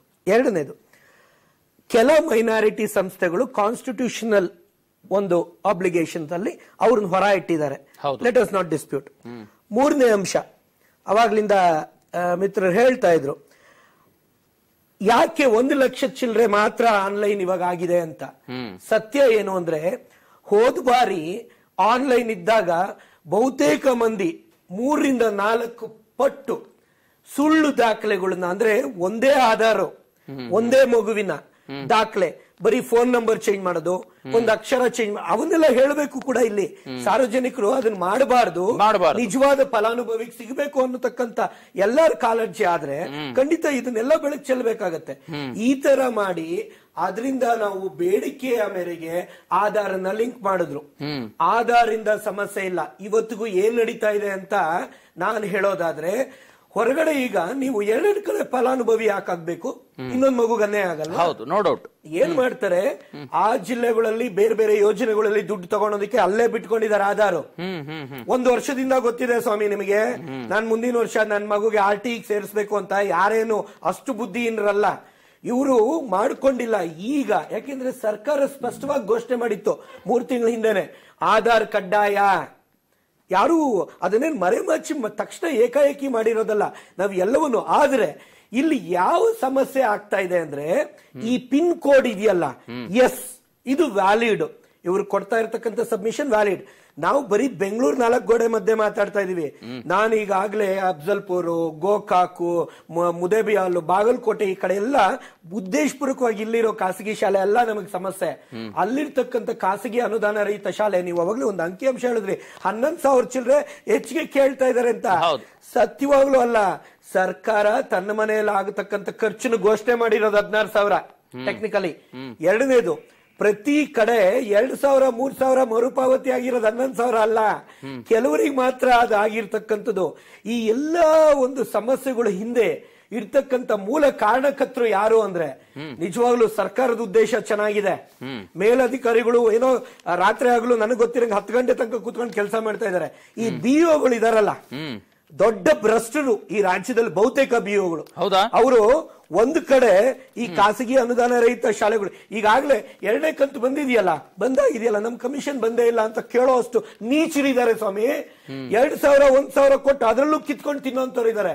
ಮೊನ್ನೆ ಶಿಕ್ಷಣ ಮಂತ್ರಿಗಳಿಗೆ, ಕಾರ್ಯದರ್ಶಿಗಳಿಗೆ ಎಲ್ಲರಿಗೂ ಗಮನಕ್ಕೆ ತಂದಿದ್ದೀವಿ ವಿತ್ ಶಾಂಪಲ್ಸ್. ಇಲ್ಲಿ ಸುಮ್ಮನೆ ಕಣ್ಣು ಮುಚ್ಕೊಂಡಿಲ್ಲ ನಾವು, ನಮಗೂ ಹೊಟ್ಟೆ ಉರಿತಾ ಇದೆ. ಇವತ್ತು ಒಂದ್ ಕಡೆ ಖಾಸಗಿ ಶಾಲೆಗಳಲ್ಲಿ 25% ಸೀಟ್ ಕೊಡ್ಬೇಕು. ಹೋದ ವರ್ಷ ಪಾಠ ಮಾಡಿದ್ದು ಇದಕ್ಕೆ, ಆದ್ರೆ ಹಿಂದಿನ ವರ್ಷ ಲೆಕ್ಕಕ್ಕೆ ಈ ವರ್ಷ ದುಡ್ಡು ಕೊಡ್ತಾರೆ. ಹೆಂಗಿದೆ ಈ ದುರ್ದೈವ? ಅದ್ರ ಜೊತೆಗೆ ಈ ಎಲ್ಲ ಇಲ್ಲಿ ಏನಾಗ್ತಾ ಇದೆ, ಆ ಉದ್ದೇಶಕ್ಕೋಸ್ಕರ ಈ ನಡುವೆ ಎಲ್ಲೋ ಒಂದು ಕಡೆ ಇನ್ನು ಸ್ವಲ್ಪ ಸೆಟ್ರೇಟ್ ಆಗಬೇಕು. ಅನೇಕ ಆಯಾಮಗಳಿದಾವೆ ಇಲ್ಲಿ. ಈ ಆನ್ಲೈನ್ ಮಾಡಿರೋದ್ರಿಂದ ಉತ್ತಮ ಬೆಳವಣಿಗೆ ಆಗ್ತಾ ಇದೆ. ಆದ್ರೆ ಕೆಲ ಟೆಕ್ನಿಕಲ್ ವಿಂಗ್ ಏನಿದೆ, ಅವರು ನಮ್ಮ ಪ್ರಾಕ್ಟಿಕಲ್ ಡಿಫಿಕಲ್ಟೀಸ್ ನ ಎಲ್ಲಾ ಭಾಗದನ್ನ ಕರ್ಕೊಂಡು ಕೂರಿಸ್ಕೊಂಡು ಮಾಡಿದ್ರೆ ಇನ್ನೊಂದು ಸ್ವಲ್ಪ ಸಾಲ್ವ್ ಆಗೋದು. ಇಲ್ಲಿ ಇನ್ನೊಂದು ದೊಡ್ಡ ದೊಡ್ಡ ಸಮಸ್ಯೆ ಏನು ಅಂದ್ರೆ, ಯಾವ ಬಿಒ ಕಚೇರಿಗಳು ಬಹುತೇಕ, ನಾನು ಎಲ್ಲರೂ ಅನ್ನಲ್ಲ, ಒಳ್ಳೆಯವರು ಇದ್ದಾರೆ, ಬಹುತೇಕ ಬಿಒ ಅವ್ರು ಮಾಡಬೇಕಾಗಿರೋ ಕೆಲಸ ಮಾಡದೇ ಇರೋದೇ ಈ ಎಲ್ಲ ಲೋಪಕ್ಕೆ ಕಾರಣ. ಇವತ್ತು ನಾನು ಸರ್ಕಾರಕ್ಕೆ, ಮಾನ್ಯ ಶಿಕ್ಷಣ ಮಂತ್ರಿಗೆ ಆಗ್ರಹ ಮಾಡ್ತೀನಿ, ಇವರು ಒಂದು 10 ಜನನ ನೀವು ಸದೆ ಬಡೀರಿ. ಅವರು ಭ್ರಷ್ಟರು ಒಂದೇ ಅಲ್ಲ, ಅಷ್ಟು ಸೋಂಬೇರಿಗಳು. ಇವತ್ತಿಗೂ ಕೂಡ ಬಾಗಲಕೋಟೆಯಲ್ಲಿ, ನಾನು ಮೊನ್ನೆ ಗೋಕಾಕಲ್ಲಿದ್ದೆ, ಅನೇಕ ಶಾಲೆಗಳು ಅಲ್ಲಿ ಗೋಚರಿಸ್ತಾನೆ ಇಲ್ಲ ಸ್ವಾಮಿ, ಗೋಚರಿಸ್ತಾ ಇಲ್ಲ. ಆನ್ಲೈನ್ ಅಲ್ಲಿ ಅಪ್ಲಿಕೇಶನ್ ಹಾಕಕ್ ಹೋದ್ರೆ ಅವ್ರ ಆಧಾರ್ ಕಾರ್ಡ್, ಆ ಸ್ಕೂಲೇ ಇಲ್ಲ ಅಲ್ಲಿ. ಆ ಬಿಒಗಳಿಗೆ 15 ದಿನ, 1 ತಿಂಗಳಿಂದ ಗೊತ್ತಾದ್ರು ಅವ್ರ ಕೆಲಸ ಬಂದ್ಬಿಟ್ಟು ಇಲ್ಲಿ ಸರಿ ಮಾಡೋದು ಮಾಡಿಲ್ಲ. ಇವರಿಗೆ TAD ಕೊಡಲ್ವಾ ಸರ್ಕಾರ? ಇವರಿಗೆ ಇಷ್ಟೆಲ್ಲ ಸೌಲಭ್ಯಗಳು ಆನ್ಲೈನ್ ಇದೆ, ಫೋನ್ ಮಾಡಿ ಒಂದು ಲೆಟರ್ ಫ್ಯಾಕ್ಸ್ ಮಾಡಿ ಮಾಡಿಸಬಹುದು. ಈ ಯಾವ ಕೆಲಸನೂ ಆಗದೆ ಸ್ವಲ್ಪ ಗೊಂದಲ ಆಗಿದೆ. ಆದ್ರೆ ನಾವ್ ಯಾರು ಮರಿಬಾರ್ದು, 1 ಲಕ್ಷಕ್ಕಿಂತ ಹೆಚ್ಚು ದಾಟಿದೆ. ಇನ್ನೊಂದು ಏನ್ ಡೂಪ್ಲಿಕೇಶನ್ ಮಾಡ್ತಾ ಇದ್ರು, ಇನ್ನೊಂದು ಮಗು, ಯಾಕಂದ್ರೆ ಪಾಸಿಬಿಲಿಟೀಸ್ ನೀವು ಒಂದೇ ಮಗುದು ನಿಜವಾದ ಮಗುಗೆ ಅನ್ಯಾಯ ಅಲ್ಲ, ಅದನ್ನು ತಳ್ಳಿ ಹಾಕುವಾಗಿಲ್ಲ. ಅತಿ ಆಸೆ, ಪೋಷಕರ ಅತಿ ಆಸೆ, ಈ ಕಡೆ ಸಿಗಲಿಲ್ಲ ಅಂದ್ರೆ ಆ ಕಡೆ 1 ಲಕ್ಷ ಚಿಲ್ಲರೆ ಏನಿದೆ ಇದು ಸರಿ ಇದೆ. ಇನ್ನೂ ಒಂದು ನನಗೆ ಗೊತ್ತಿರೋಂಗೆ ಇನ್ನೂ ಒಂದು 50-60 ಸಾವಿರ ಆಗಬೇಕಾಗಿತ್ತು. ಇದಕ್ಕೆ ಅನೇಕ ಕಾರಣಗಳು ಇರಬಹುದು. ಅದನ್ನು ಸರಿಪಡಿಸಿಕೊಂಡು ಒಂದು ವಾರ, ಮತ್ತೆ ನಾವು ಅದನ್ನು ಹೇಳಿದೀವಿ, ಡಿಸೆಂಬರ್ ಅಲ್ಲೇ ಶುರು ಮಾಡಿ ಫೆಬ್ರವರಿ ಒಳಗೆ ಮುಗಿಸಿ. ಈಗ ಇವರು ಇದನ್ನ ಮಾಡ್ತಾರೆ, ನಾವೇನ್ ಮಾಡ್ಬೇಕು ಸ್ವಾಮಿ? ನಮ್ ಸ್ಕೂಲಲ್ಲಿ ಇವತ್ತಿಗೂ ಯಾರು ಕೇಳಕ್ಕೆ ಬರ್ತಾ ಇಲ್ಲ, ಎಲ್ಲ ಇದನ್ನ ಕಾಯ್ತಾ ಇರ್ತಾರೆ. ಇವತ್ತು ರಾಜ್ಯ ಸರ್ಕಾರ ತನ್ನ ಸಮವಸ್ತ್ರ ಕೊಡೋದು, ಪಠ್ಯ ಪುಸ್ತಕ ಕೊಡೋದು ಜೂನ್, ಜುಲೈ, ಆಗಸ್ಟ್ ಮಾಡುತ್ತೆ. ನಾವೇನ್ ಮಾಡ್ಬೇಕು? ಇವರಿಗೆ ಪೇರೆಂಟ್ಸ್ ದುಡ್ಡು ಕೊಟ್ಟವ್ರಿಗೆ ಸುಮ್ಮನೆ ಬಿಡ್ತಾರ? ಅವ್ರ ಮಕ್ಕಳು ಸೇರಿಸಿ ಅವ್ರಿಗೆ ಬುಕ್ ಕೊಟ್ಟಿಲ್ಲ ಅಂದ್ರೆ? ಈ ಎಲ್ಲಾ ಸಮಸ್ಯೆಗಳು ಇದಾವೆ. ಇದನ್ನ ಸಾರ್ವತ್ರಿಕವಾಗಿ ನೋಡಿದಾಗ ನಾವಂತೂ ಪೂರ್ಣವಾದ ಸಹಕಾರ, ನಾವು ಧ್ವನಿ ಎತ್ತದೇನೆ ಇವತ್ತು ಸರ್ಕಾರದ ಜೊತೆ ದಿನನಿತ್ಯ ನಾವು ವ್ಯವಹರಿಸ್ತಾ ಇದೀವಿ. ಅವ್ರಿಗೆ ಆಗ್ಬೇಕಾಗಿರೋ ಕೆಲಸದ ಜೊತೆ ತೂಗ್ತಾ ಇದೀವಿ. ಆದ್ರೆ ಇಲ್ಲೆಲ್ಲ ಒಂದ್ ಕಡೆ ಕೆಲವು ಸಂಸ್ಥೆಗಳಿದಾವೆ ಧೋರಣೆ ಮಾಡ್ತಕ್ಕಂಥವ್ರು. ಆಮೇಲೆ ಇವತ್ತಿನ ದಿನ ಇನ್ನೊಂದು ಪ್ರಶ್ನೆ ನೀವು ಹೇಳಿದ್ರಿ, ಈ ಖಾಸಗಿ ಶಾಲೆಗಳ ಹತ್ರ ಹೋದ್ರೆ ಅವರು ಸರಿಯಾಗಿ ಮಾಹಿತಿ, ಖಂಡಿತ ಯಾವುದೇ ಮಾಹಿತಿ ಕೊಡುವಂತದಿಲ್ಲ. ಅದರಿಂದ ಅದಕ್ಕೋಸ್ಕರ ಸೆಟಪ್ ಆಗೋಗ್ಬಿಟ್ಟಿದೆ. ಈಗ ಎಲ್ಲರೂ ಜನಜಾಹೀರಾತಾಗಿದೆ, ಎಲ್ಲೆಲ್ಲಿ ಹೋಗ್ಬೇಕು, ಎಲ್ಲ ಅಪ್ಲೈ ಮಾಡ. ಯಾರು ಸ್ಕೂಲ್ ಹತ್ರ ನಾವೇ ರಿಕ್ವೆಸ್ಟ್ ಮಾಡಿದ್ವಿ, ನಮಗೂ ಅದಕ್ಕೂ ಸಂಬಂಧ ಬೇಡ. ಯಾಕಂದ್ರೆ ಸುಮ್ಮನೆ ಕನ್ಫ್ರಂಟೇಷನ್, ಅಲ್ಲಿ ನೀವು ಹೋದ್ರು ಕೂಡ ಒಲ್ಲದ ಮನ್ಸಾಗೋಗುತ್ತೆ. ಏನಿಲ್ಲ, ಕ್ಲೀನ್ ಆಗಿ ಆದೇಶ ಆಗತ್ತೆ, ಇಷ್ಟು ಮಕ್ಕಳು ನಿಮ್ ಶಾಲೆಗೆ ದಾಖಲೆ ಮಾಡ್ಕೊಳ್ಳೇಬೇಕು. ಆ ಶಾಲೆಯವನು ನಿರಾಕರಿಸಕ್ಕಾಗಲ್ಲ. ದಾಖಲೆ ಮಾಡ್ಕೊಂಡಿಲ್ಲ ಅಂದ್ರೆ ಅದು ಬೇರೆ, ದಾಖಲೆ ಮಾಡ್ಕೊಂಡೇ ಇರಕ್ಕಾಗಲ್ಲ. ದಾಖಲೆ ಮಾಡ್ಕೊಳ್ತೀರಾ, ದಾಖಲೆ ಮಾಡ್ಕೊಂಡಾದ್ಮೇಲೆ ಕಿರುಕುಳ ಕೊಡ್ತೀರಾ ಅನ್ನೋಂಥದ್ದು ಅದು ನೋಡಿ. ಕೆಲ ಶಾಲೆಗಳಲ್ಲಿ ಮೊದಲು ಬಿಗಿನಿಂಗ್ ಅಲ್ಲಿ ಎಲ್ಲೋ ಒಂದು ಬೆಲೆ ಇಲ್ಲ ಸರ್. ಮೊದಲೆಲ್ಲ ನೀವು ಹಿಂದಿನ ಶತಮಾನದ ಕತೆ ಹೇಳ್ತಿಲ್ಲ ಇದು, ಅಥವಾ ಹಿಂದಿನ ದಶಕದ ಕತೆ ಹೇಳ್ತಿಲ್ಲ. ಮೊನ್ನೆ ಮಾಧ್ಯಮಗಳಲ್ಲಿ ನ್ಯೂಸ್ ಬಂದಿದೆ, ಫೀಸ್ ಕಟ್ಟಲಿಲ್ಲ ಅಂತಂದೇಳಿ ಅಡಿಯಲ್ಲಿ ದಾಖಲಾಗಿರೋರಿಗೆ ಒಡೆದು ಆ ಶಾಲೆಗೆ ಸೇರಿಸಿಲ್ಲ. ಅದು ಕೊಂಡಿ ನೋಡಿ, ಸೃಷ್ಟಿಸಿರೋದು ಬೇಕಾದ 1-2 ಇರಬಹುದು, ಬಟ್ ಆದ್ರೆ ಇದೆ. ಈಗ ಹೇಳ್ತೀನಿ ಕೇಳಿ, ಇದಕ್ಕೆ ಒಂದು ಮೂಲ ಕಾರಣ ಹೇಳ್ತೀನಿ. 3 ವರ್ಷದಿಂದ ನಿಮ್ ಮಗುಗೆ ಫೀಸ್ ಕಟ್ಟಿಲ್ಲ, 3ನೇ ವರ್ಷ ತಪ್ಪಿಸ್ಕೊಳಕ್ಕೆ ನಮ್ಗೆ ಕಿರುಕುಳ ಕೊಡ್ತಾರೆ. ಎಕ್ಸಾಮ್ ಏನ್ ಮಾಡ್ಬೇಕು ಶಾಲೆಯವರು? ನಮ್ಮ ಹಕ್ಕು ಸ್ವಾಮಿ. ಖಾಸಗಿ ಶಾಲೆಯಲ್ಲಿ ನೀವೇನು, ನಾನು RT ಬಗ್ಗೆ ಅಲ್ಲ, ಇತರರು ಒಂದು RT ಸ್ಟೂಡೆಂಟ್ ಬಗ್ಗೆ ಇತರರು ಬೇಡ, ಖಾಸಗಿ ಸ್ಟೂಡೆಂಟ್ ಬೇಡ. ಅದು ನೀವು ಆಕ್ಷನ್ ತಗೊಳ್ಳಿ. RT ಸ್ಟೂಡೆಂಟ್ ಅಡಿಯಲ್ಲಿ ದಾಖಲಾಗಿರ್ತಕ್ಕಂಥ ವಿದ್ಯಾರ್ಥಿಗಳಿಗೆ ಮಾನಸಿಕ ದೌರ್ಜನ್ಯ, ಕಿರುಕುಳ ಕೊಡ್ಲಾಗ್ತಾ ಇದೆ. ಶಿಕ್ಷಣ ಇಲಾಖೆಗೆ ಕ್ರಮ ತಗೊಳೋದಕ್ಕಿದೆ. ಇವರೇ ಒಂದು ಕೇಸ್ ಎಲ್ಲಿ ತಗೊಳ್ತಾರೆ ಶಿಕ್ಷಣ ಇಲಾಖೆ? ನೀವ್ ಹೇಳ್ದಂತ ಬಿಒಗಳು ಇರ್ತಾರೆ, ಅದೊಂದಿಗೆ ಖಂಡಿತ ಒಪ್ಪಂದ ಖಂಡಿತ ಇರ್ಬೋದು. ಇನ್ನೆಲ್ ತಗೊಳ್ತಾರೆ ಅಂತ ಬಿಒಗಳಿದ್ರೆ ಇನ್ನೇನ್ ತಗೊಳ್ತಾರೆ? ಬಿಒ ಎಲ್ಲರ ಜೊತೆ ಒಪ್ಪಂದ ಮಾಡ್ಕೊಂಡಿರ್ತಾರೆ. ಅಲ್ಲ, ನೀವ್ ಹೇಳಿರಿ ಬಹುತೇಕ ಬಿಒಗಳು ಭ್ರಷ್ಟರಿದ್ದಾರೆ, ದುಷ್ಟರಿದ್ದಾರೆ. ನೋಡಿ, ಅದಕ್ಕೆ ಒಂದು ಕಾಂಪಿಟೆಂಟ್ ಅಥಾರಿಟಿ ಇದೆ. ಅಲ್ಲ, ಅದೇ ಕಾರಣಕ್ಕೆ ಅಥಾರಿಟಿ ಇದೆ, ಅವ್ರ ಹತ್ರ ಕಂಪ್ಲೇಂಟ್ ಲಾಡ್ಜ್ ಮಾಡಬಹುದು. ಇವತ್ತು ಪಾಪ ಮೇಲಧಿಕಾರಿಗಳು ತುಂಬಾ ಸ್ಪಷ್ಟವಾಗಿ ನೇರವಾಗಿ ದೂರನ್ನು ಸ್ವೀಕರಿಸ್ತಾ ಇದ್ದಾರೆ. ನಾವು ಹೇಳೋದು ಇಷ್ಟೇ, ನಿಮಗೆ ಯಾವುದೋ ಒಂದು ಎಕ್ಸಾಂಪಲ್ ಇಟ್ಕೊಳೋದಿಲ್ಲ. ಇವತ್ತು 3.5 ಲಕ್ಷದ ಮಕ್ಕಳು ನೆಮ್ಮದಿಯಾಗಿ ಓದ್ತಾ ಇದಾರೆ ಸ್ವಾಮಿ. ಅದಕ್ಕೊಂದು ಅವಕಾಶ ಮಾಡಿಕೊಟ್ಟು ಆ ವಾತಾವರಣವನ್ನ ಇನ್ನೂ ಎಂಕರೇಜ್ ಮಾಡ್ಬೇಕಲ್ಲ. ಯಾವನೋ ಒಬ್ಬ ಸ್ಕೂಲ್ ಅಂದ್ರೆ ಬೇಕಾದಷ್ಟು ಜನ ಬೇಕಾದ ತಪ್ಪುಗಳು ಮಾಡ್ತಾರೆ. ಆ ತಪ್ಪುಗಳಿಗೆ ಬೇಕಾದಷ್ಟು ಮಾನದಂಡಗಳಿದಾವೆ, ಅದನ್ನು ಸಾರ್ವತ್ರಿಕವಾಗಿ ತಗೊಂಬಾರ್ದು. ಅಲ್ಲ, ಎಕ್ಸಾಕ್ಟ್ಲಿ. ಅಲ್ಲ, ತೀರಾ ಒಂದೇ ಕಡೆ ಎಲ್ಲವೂ ಕೂಡ ಖಾಸಗಿ ಶಾಲೆಗಳು ತಪ್ಪು ಅಂತ ಹೇಳುವಂತದ್ದು ಅಲ್ಲ. ಆಮೇಲೆ ಇವರೆಲ್ಲ ಸರಿ ಇದ್ದಾರೆ. ಈಗ ಮೊದಲನೇ ವರ್ಷದಲ್ಲಿ ಇತ್ತಿದ್ದು ಅಲ್ಲಿ ಕೂಡ ಕೂದಲು ಕಟ್ ಮಾಡಿದ್ರು ಅವೆಲ್ಲ ಬಂತು. ಆಮೇಲೆ ಅದು ಫೇಕು ಪಾಪ ಅವನೇನೋ ಕ್ರಾಫ್ಟ್ ಅನ್ನೋದಾಯ್ತು. ಕೆಲವು ವಿಷಯಗಳು ಹೆಚ್ಚಿಗೆ ದುಡ್ಡು ಕೇಳ್ತಾರೆ, ಅದಕ್ಕೂ ಕಾರಣಗಳು. ಯಾಕಂದ್ರೆ ಇವಾಗ ಸ್ಪಷ್ಟವಾಗಿ ಹೇಳ್ಬಿಟ್ಟಿದ್ದಾರೆ, ಬಟ್ಟೆಗೆ ಪುಸ್ತಕಕ್ಕೆ ಇವಕ್ಕೆ ನಾವು ಕೊಡಲ್ಲ ಅಂತ. ಕೊಡಲ್ಲ ಅಂದ್ಮೇಲೆ ಖಾಸಗಿ ಶಾಲೆಗಳಲ್ಲಿ RTE ಮಕ್ಕಳಿಂದ ತಗೊಂಡ್ಲೇಬೇಕು, ಅವ್ರು ಥರ್ಡ್ ಪಾರ್ಟಿಯಿಂದ ತಗೊಬೇಕು. ತಗೊಳ್ಳಿಲ್ಲ ಅಂದ್ರೆ ಏನ್ ಮಾಡ್ಬೇಕು, ಆ ಮಕ್ಕಳಿಗೆ ಮರುಪಾವತಿ ಆಗಲ್ಲ.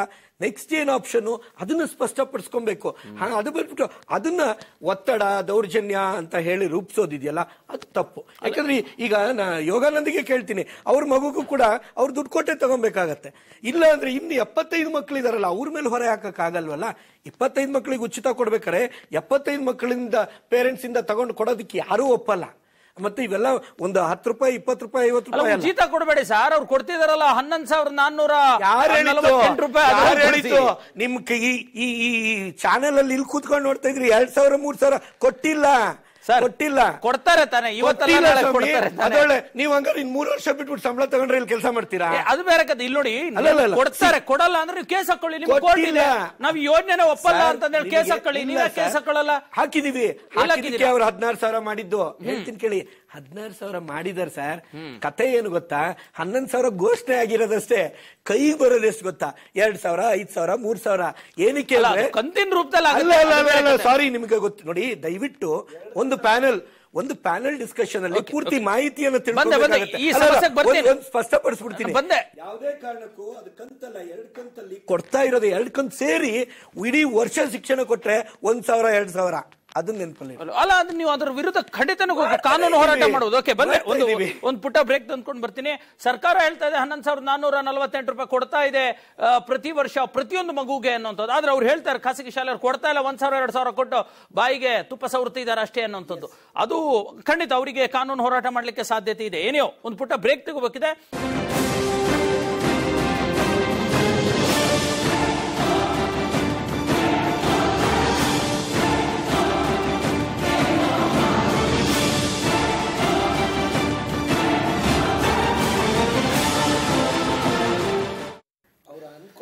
ಶಿಕ್ಷಣ ನಮ್ಮ ಹಕ್ಕು ವಿಶೇಷ ಚರ್ಚೆಗೆ ಮತ್ತೆ ಸ್ವಾಗತ.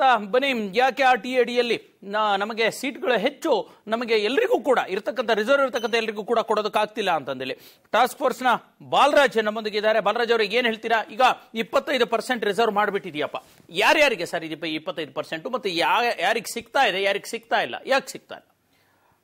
ಇದು 25% ನೀವೇನ್ ಹೇಳ್ತಾ ಇದ್ದೀರಾ, ಬೇಸಿಕ್ ಆಗಿ ಈ ಸ್ಲಮ್ ಅಲ್ಲಿ ಇರೋರಿಗೆ ಅಂತವ್ರಿಗೆ ಸಿಗ್ತಾ ಇಲ್ಲ. ಹೌದು, ಪಕ್ಕಾ ಸಿಗ್ತಾ ಇಲ್ಲ. ಯಾಕೆ ಅಂತ ಇದ್ರೆ ಇವತ್ತು RTE ಎಲ್ರಿಗೂ ಅವೇರ್ನೆಸ್ ಚೆನ್ನಾಗಿ ಬಂದ್ಬಿಟ್ಟೈತೆ. ಆಲ್ಮೋಸ್ಟ್ ಎಲ್ರಿಗೂ ಗೊತ್ತಿದೆ. ಗೊತ್ತಿದೆ ಸರ್, ಅದಕ್ಕೆ how to apply, how to go way there ಅದು ಗೊತ್ತಿಲ್ಲ ಅವರಿಗೆ. ಹೇಗೆ ಹೋಗೋದು, ಹೇಗೆ ಅಪ್ಲೈ ಮಾಡೋದು, ಹೇಗೆ ಸೇರಿಸೋದು, ಅದು ಸಮಸ್ಯೆ ಆಗ್ತಾ ಇದೆ. RTE ಬಗ್ಗೆ ಒಂದಷ್ಟು ಅವೇರ್ನೆಸ್ ಇದೆ, ಆಲ್ಮೋಸ್ಟ್ ಇದೆ. ಇನ್ನು 5 ವರ್ಷ 6ನೇ ವರ್ಷ ಇರೋದ್ರಿಂದ ಏನಾಗಿದೆ ಅಂದ್ರೆ, ಮುಂದೆ ಒಂದು 5 ವರ್ಷ ಮುಂಚೆ ಹಾಕೊಂಡಿರೋರು ದೊಡ್ಡ ಮಗನ್ಗೆ ಹಾಕೊಂಡಿರ್ತಾನೆ, ಇವಾಗ 2ನೇ ಮಗನ್ಗೆ ಅವ್ರಿಗೆ ಹಾಕ್ತಾರೆ. ಅದೇ ಪ್ರಕಾರವಾಗಿ ಇವತ್ತು 1 ಲಕ್ಷ ಅಂತ ನೀವು ಹೇಳ್ತಾ ಇರೋದು, ಇವತ್ತಿನ ಡೇಟಾ ಪ್ರಕಾರವಾಗಿ 2,35,000 ಅಪ್ಲಿಕೇಶನ್, 2,35,000 ಅಪ್ಲಿಕೇಶನ್ ಅಪ್ಡೇಟ್ ಆಗಿದೆ ಇವತ್ತೊಂದು ಡೇಟಾ ಪ್ರಕಾರವಾಗಿ. ಅವೇರ್ನೆಸ್ ಇಲ್ಲ ಅಂತ ಅಲ್ಲ, ಎಲ್ರಿಗೂ ಗೊತ್ತಿದೆ. ಬಟ್ ಈ ಅಪಾರ್ಟ್ಮೆಂಟ್ ಗಳಲ್ಲಿ ಒಂದೊಂದ್ಸಲಿ ಬರ್ತಾರೆ ನೋಡಿದ್ರೆ, 2nd ಫ್ಲೋರ್ ಅಲ್ಲಿ ಇದ್ದಾರೆ, 3rd ಫ್ಲೋರ್ ಅಪಾರ್ಟ್ಮೆಂಟ್ ಅಡ್ರೆಸ್ ಇರ್ತಾ RTEಗೆ ಆಗ್ತಾ ಇದ್ದಾರೆ. ಇದು ಅಲ್ಲ, ನಾನು ಸಾಧ್ಯತೆ ಇದೆ ಅಂತವ್ರು ಇದ್ದಾರೆ. 25% ಈ ರಾಜ್ಯದಲ್ಲಿ RTE ಸೀಟ್ಸ್ ಅನ್ನ ತಗೊಂತಾ ಇರೋರೆ ಉಳ್ಳವರು. ಅದರಲ್ಲೂ ಯಾವ ಮಟ್ಟಕ್ಕೆ ಅಂದ್ರೆ, ಅವ್ರ ಹತ್ರ ಇರತಕ್ಕಂತ ಸರ್ಟಿಫಿಕೇಟ್ ಬಂದ್ಬಿಟ್ಟು 15,000ದಿಂದ 20,000. ಅವರು ಆರ್ಥಿಕವಾಗಿ 2 ಲಕ್ಷ ಅಲ್ಲ, 5 ಲಕ್ಷ 10 ಲಕ್ಷ ಮಾಡುವಂಥದ್ದು ಅಥವಾ ಅದನ್ನ ಪರಿಶೀಲನೆ ಮಾಡುವಂತ ವ್ಯವಸ್ಥೆ ಆಗ್ಬೇಕು ಅನ್ನುವಂಥದ್ದು. ಫಸ್ಟ್ ಫೇಲ್ಯೂರ್ ಸರ್ಕಾರ, ರೆವಿನ್ಯೂ ಡಿಪಾರ್ಟ್ಮೆಂಟ್ ಅನುಷ್ಠಾನಗೊಳಿಸುವಲ್ಲಿ ತುಂಬಾ ಈಸಿಯಾಗಿ ಇನ್ಕಮ್ ಸರ್ಟಿಫಿಕೇಟ್ ಸಿಗ್ತಾ ಇದೆ ಅವರಿಗೆ. ರೆವಿನ್ಯೂ ಡಿಪಾರ್ಟ್ಮೆಂಟ್ ತುಂಬಾ ಎಜುಕೇಟೆಡ್ಸ್ ಅವ್ರಿಗೆಲ್ಲ ಗೊತ್ತಿರುತ್ತೆ. ಅದೇ ಹೇಳೋದು ನೋಡಿ ಮೇಡಮ್, ಎಲ್ಲ ಕ್ರೈಮ್ ಅಲ್ಲೂ ಮತ್ತೆ ಭ್ರಷ್ಟಾಚಾರದಲ್ಲೂ ಎಲ್ಲದರಲ್ಲೂ ಕೂಡ ಅನ್ಎಜುಕೇಟೆಡ್ ಗಿಂತ ಎಜುಕೇಟೆಡ್ ಪೀಪಲ್ ಹೆಚ್ಚು ಡೇಂಜರಸ್ ಅನ್ನೋದು ಸಾಬೀತಾಗಿರ್ತಕ್ಕಂಥದ್ದು. ಹೇಳಿ ಒಂದು ಮುಗಿಸ್ಬಿಡ್ಲಿ. ತುಂಬಾ ಈಸಿಯಾಗಿ ಸಿಗ್ತಾ ಇದೆ ಇನ್ಕಮ್ ಸರ್ಟಿಫಿಕೇಟ್ ಸರ್. ಅವ್ರಿಗೆ ಆಲ್ರೆಡಿ ನಾಲೆಜ್ ಇದೆ, ದೊಡ್ಡ ಮಗ ಓದ್ತಾ ಇದ್ದಾನೆ, ಹೆಂಗೂ ಫ್ರೀ ಆಕ್ 2nd 3ನೇದು ಹಿಂಗ ಹಾಕೊಂಡ್ ಬರ್ತಾ ಇದ್ದಾರೆ ಹೊರತು ನಿಜವಾಗ್ಲೂ ಸಿಗ್ಗೆ ಅವ್ನಿಗೆ ಸಿಗ್ತಾ ಇಲ್ಲ, ಸ್ಲಮ್ ಅಲ್ಲಿ ಇರೋಂಗ್ ಸಿಗ್ತಾ ಇಲ್ಲ. ಸಿಗ್ತಾ ಇಲ್ಲ. ಅಲ್ಲಿ ಹೋಗಿ ನಾವ್ ಎಷ್ಟೇ ಅವೇರ್ನೆಸ್ ಮಾಡಿದ್ರು ಜನ ಅಲ್ಲಿ ಹೋಗಿ ಅವ್ರು ₹100 ಖರ್ಚು ಮಾಡಕ್ಕೆ ಮುಂದೆ ಯೋಚನೆ ಮಾಡ್ತಾ ಇದ್ದಾರೆ. ಈಗ ನಿನ್ನೆ ನಾವು ನ್ಯೂಸ್ ನೋಡಿದೆ, ಮಹಾರಾಷ್ಟ್ರಲ್ಲಿ 5 ಜನ ಒಟ್ಟು 10 ಜನನ ಅರೆಸ್ಟ್ ಮಾಡಿದ್ದಾರೆ. ಕಾರಣ ಇಷ್ಟೇ, they have cheated to get RTE by faking the birth certificate. ಈ ತರ ಆಗಬೇಕಿಲ್ಲಿ ಬರ್ತ್ ಸರ್ಟಿಫಿಕೇಟ್ ಮತ್ತು ಆದಾಯ ಪ್ರಮಾಣ ಪತ್ರ. ಆದ್ರೆ ರೆವಿನ್ಯೂ ಇಲಾಖೆ ಮತ್ತು ಶಿಕ್ಷಣ ಇಲಾಖೆ ಇಬ್ರು ಬೇರೆ ಬೇರೆ ಲೆಕ್ಕಕ್ಕಿದ್ದಾರೆ. ಸರ್ ನಾವು ಕಳೆದ ವರ್ಷ ಸರ್ಕಾರ ಕೇಳಿದ್ವಿ, ನೀವು ಪ್ರಾಯೋಗಿಕವಾಗಿ ಬೆಂಗಳೂರು ನಗರ ಜಿಲ್ಲೆನ ಆಯ್ಕೊಡಿ, ಜಿಲ್ಲಾಧಿಕಾರಿಗಳನ್ನ ಸಭೆ ಮಾಡಿ, RTEಗೆ ಅಂತಾನೆ ಸಪರೇಟ್ ಆಗಿ ಇನ್ಕಮ್ ನ ಅಪ್ಲೈ ಮಾಡಕ್ ಹೇಳಿ ಪೇರೆಂಟ್ಸ್ಗೆ. ಆ ಸರ್ಟಿಫಿಕೇಟ್ ನ ವೆರಿಫಿಕೇಶನ್ ಮಾಡೋ ರೆವಿನ್ಯೂ ಇನ್ಸ್ಪೆಕ್ಟರ್, ವಿಲೇಜ್ ಅಕೌಂಟ್, ಯಾರು ಕೇಸ್ ವರ್ಕರ್, ಯಾವ ಸೈನ್ ಮಾಡ್ತಾರೆ, ಅವ್ರು ಹೋಗಿ ಪರಿಶೀಲನೆ ಮಾಡಿ ಅವರ ಏನು ವಾಸಸ್ಥಳಕ್ಕೆ ಹೋಗಿ ಅವ್ರು ಯಾವ ಪರಿಸ್ಥಿತಿಯಲ್ಲಿ ಇದ್ದಾರೆ, ಅವ್ರ ಇನ್ಕಮ್ ನಿಜವಾದ ಇನ್ಕಮ್ ಏನು ಅಂತ ಪರಿಶೀಲನೆ ಮಾಡಿ ಎಷ್ಟಿದೆ ಅಂತ ಬರೆಯಕ್ಕೆ ಹೇಳಿ. ನೀವು ₹1,000, ₹800, ₹700 ತಗೊಂಡು ತಾಲೂಕ್ ಆಫೀಸ್ಗಳಲ್ಲಿ ಬ್ರೋಕರ್ಸ್ಗಳು ₹1,500 ತಗೊಂಡು ನಿಮ್ಗೆ ಎಷ್ಟು ಬೇಕು, 11,000 ಆದ್ರೆ ಇಷ್ಟು, 15,000 ಆದ್ರೆ ಇಷ್ಟು, 20,000 ಆದ್ರೆ ಇಷ್ಟು, ಇದನ್ನ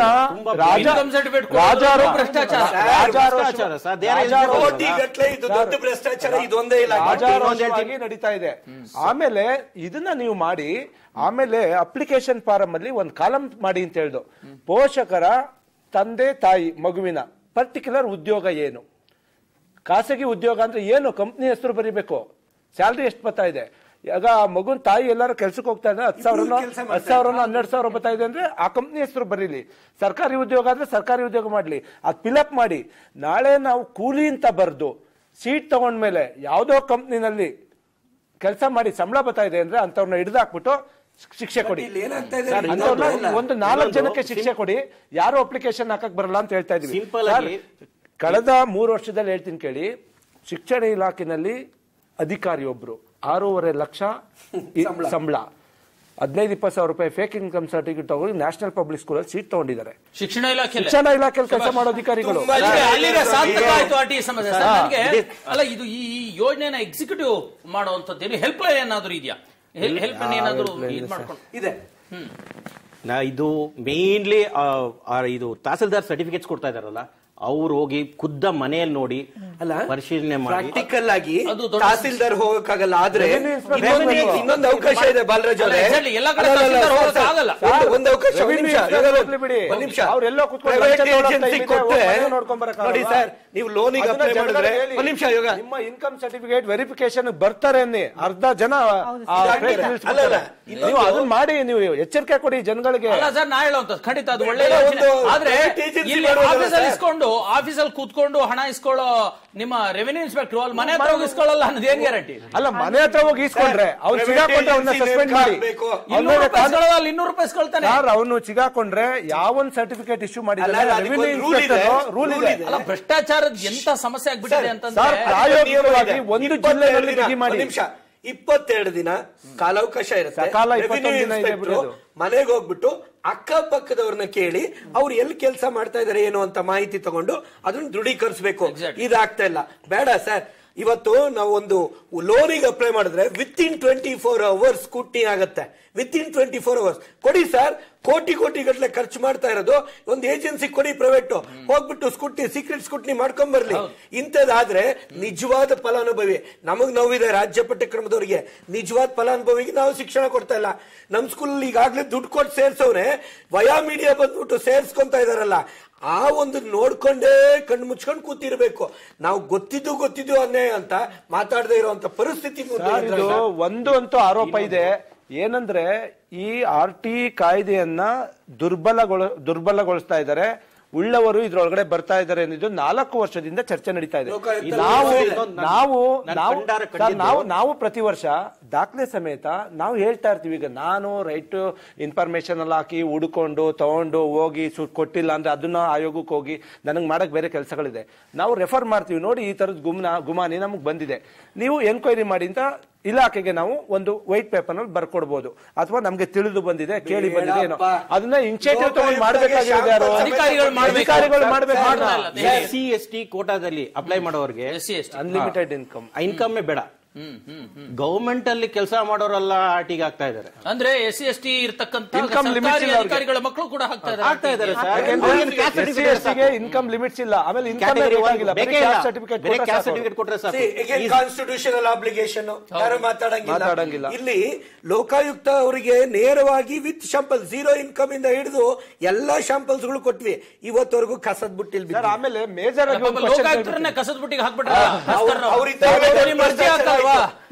ಅವ್ರಿದ್ದಾಗಲೇ ಅವ್ರ ಕೈ ಅವ್ರ ಅಮೃತ ಹಸ್ತದಿಂದಲೇ ಅವರಿಗೆ ಕಸದ ಬುಟ್ಟಿಗೆ ಹಾಕ್ಬಿಟ್ರು.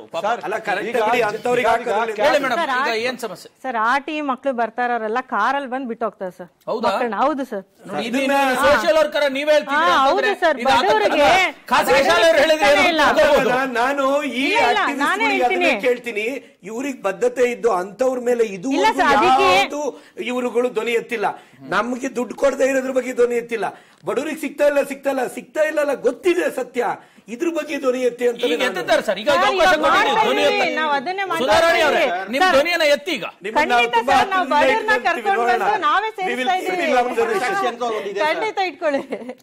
ಎಲ್ಲಿದೆ ಸರ್ ಮನಸಾಕ್ಷಿ, ಭ್ರಷ್ಟಾಚಾರ ಅವೆಲ್ಲ ಕತೆ ಬಿಟ್ಟಾಕಿ ಹೇಳಿ ಸರ್. ಇಲ್ಲ ಹೇಳಿ ಮೇಡಮ್, ಈಗ ನಿಜವಾಗೂ ನಾವು ಮಾಡ್ತಾ ಇದೀವಿ. ನಾವೇ ಕರ್ಕೊಂಡ್ ಆನ್ಲೈನ್ ಫಿಲ್ ಮಾಡ್ತಾ ಇದ್ದೀವಿ. ಅಲ್ಲ ಯಾವ ತರ ಆಗ್ತಾ ಇದೆ, ಮಿಸ್ಯೂಸ್ ಯಾವ ತರ ಆಗ್ತಾ ಇದೆ, ಕಾರಲ್ಲಿ ಕರ್ಕೊಂಡು ಬಂದ್ ಹೌದು ಸರ್, ಹೌದು, ಬಿಡ್ತಿದ್ದಾರೆ. ದೊಡ್ಡ ಒಂದು ಮುಖಭಂಗ ಸರ್. ಬಡವರಿಗೆ ಸಿಗ್ತಾನೆ ಇಲ್ಲ ಸರ್. ಪ್ರತಿಷ್ಠಿತ ಶಾಲೆಯಲ್ಲೂ ಈ ವರ್ಷ 100% ಬಡವರಿಗೆ ಸಿಗ್ತಾ ಇದೆ. ಮಾಡ್ತಾ ಇದೀವಿ 100%. ಅಲ್ಲ ಮೇಡಮ್, ಈಗ ಅವರೆಲ್ಲ ಅಷ್ಟೊಂದು ಸಮಸ್ಯೆಗಳು ಹೇಳಿದ್ರಲ್ಲ, ಹಿಂಗೆಲ್ಲ ಆಗ್ತಿದೆ ಅನ್ನೋಂಥದ್ದು. ಈಗ ನೀವು ಪಾಪ ಸೋಷಿಯಲ್ ಸರ್ವಿಸ್ ಅಂತ ಮಾಡ್ತಿದ್ದೀರಾ, ಅದರಲ್ಲಿ ಈ ಪ್ರಾಬ್ಲಮ್ಸ್ ಗಳನ್ನ ಸಾಲ್ವ್ ಮಾಡ್ಲಿಕ್ಕೆ ಏನು ಮಾಡ್ತಾ ಇಲ್ವಾ ನೀವು? ಇದ್ರ ಬಗ್ಗೆ ಏನಾದ್ರು ಗಮನ ಸರ್ ಹೇಳಿದ್ದಾರೆ, ಖಂಡಿತ ಮಾಡ್ತೀವಿ. ಯೋಗಾನಂದೇ ಒಂದು ಉದಾಹರಣೆ ತಗೊಂಡ್ಬಂದಿದ್ರು. ಒಂದು ಸ್ಕೂಲಲ್ಲಿ 35,000 ರೂಪಾಯಿ ಆ ಸ್ಕೂಲಲ್ಲಿ ಊಟ ಕಟ್ಟಿಸ್ಕೊಂತಾರೆ ಅಂತ.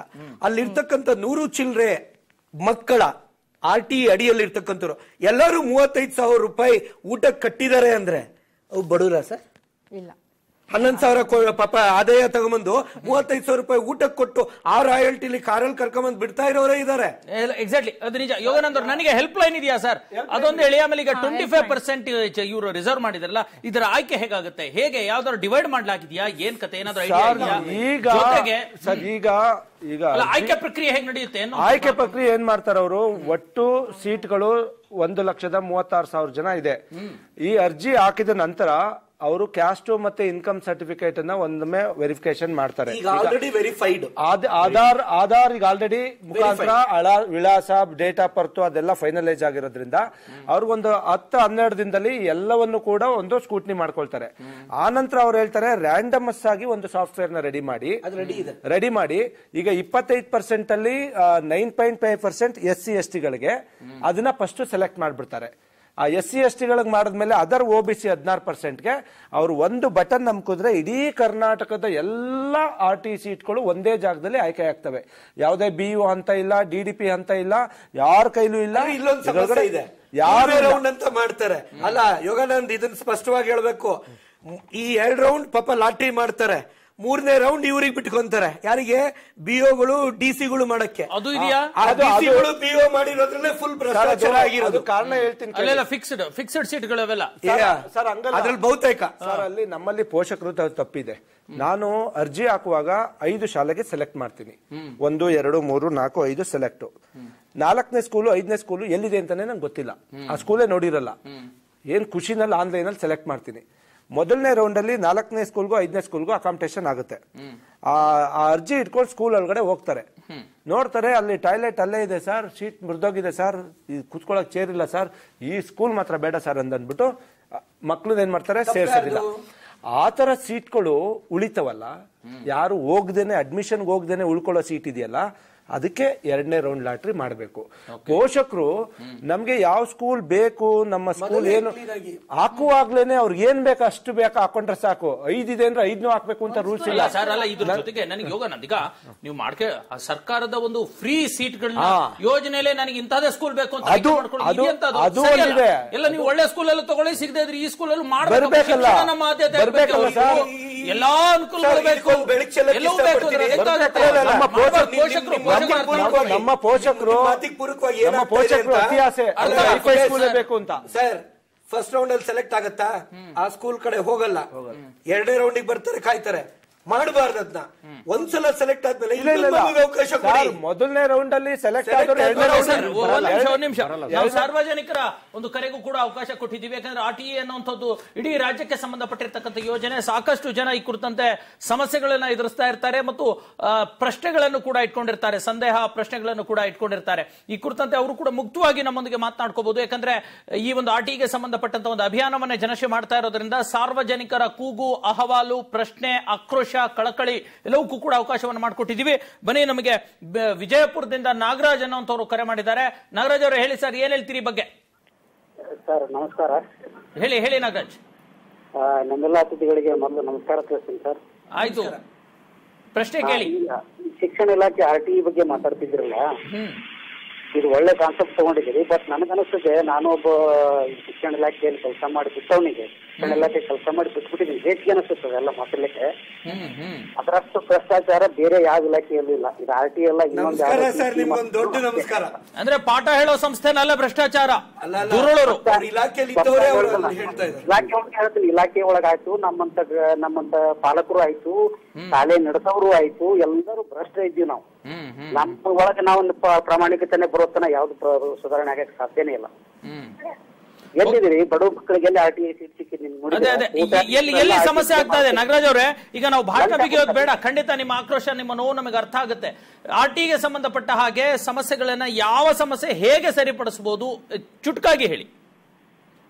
ಅದೇ ನಾನೊಂದು ಐಡಿಯಾ ಏನಂದ್ರೆ, ಈಗ ತಂಪು ಇಂಪ್ರೆಷನ್ ಬರ್ತಲ್ಲ, ಆಧಾರ್ ಕಾರ್ಡ್ ಏನ್ ಕೊಡ್ತಿರಲ್ಲ ನೀವು, ಆಧಾರ್ ಕಾರ್ಡ್ ತಂದು ತಗೋತಿರಲ್ಲ, ತಂದು ತಗೊಳ್ಳುವಾಗ ಆಧಾರ್ ಕಾರ್ಡ್ಗೆ ಅಡ್ಮಿಷನ್ಗೆ ಲಿಂಕ್ ಮಾಡ್ಕೊರಿ.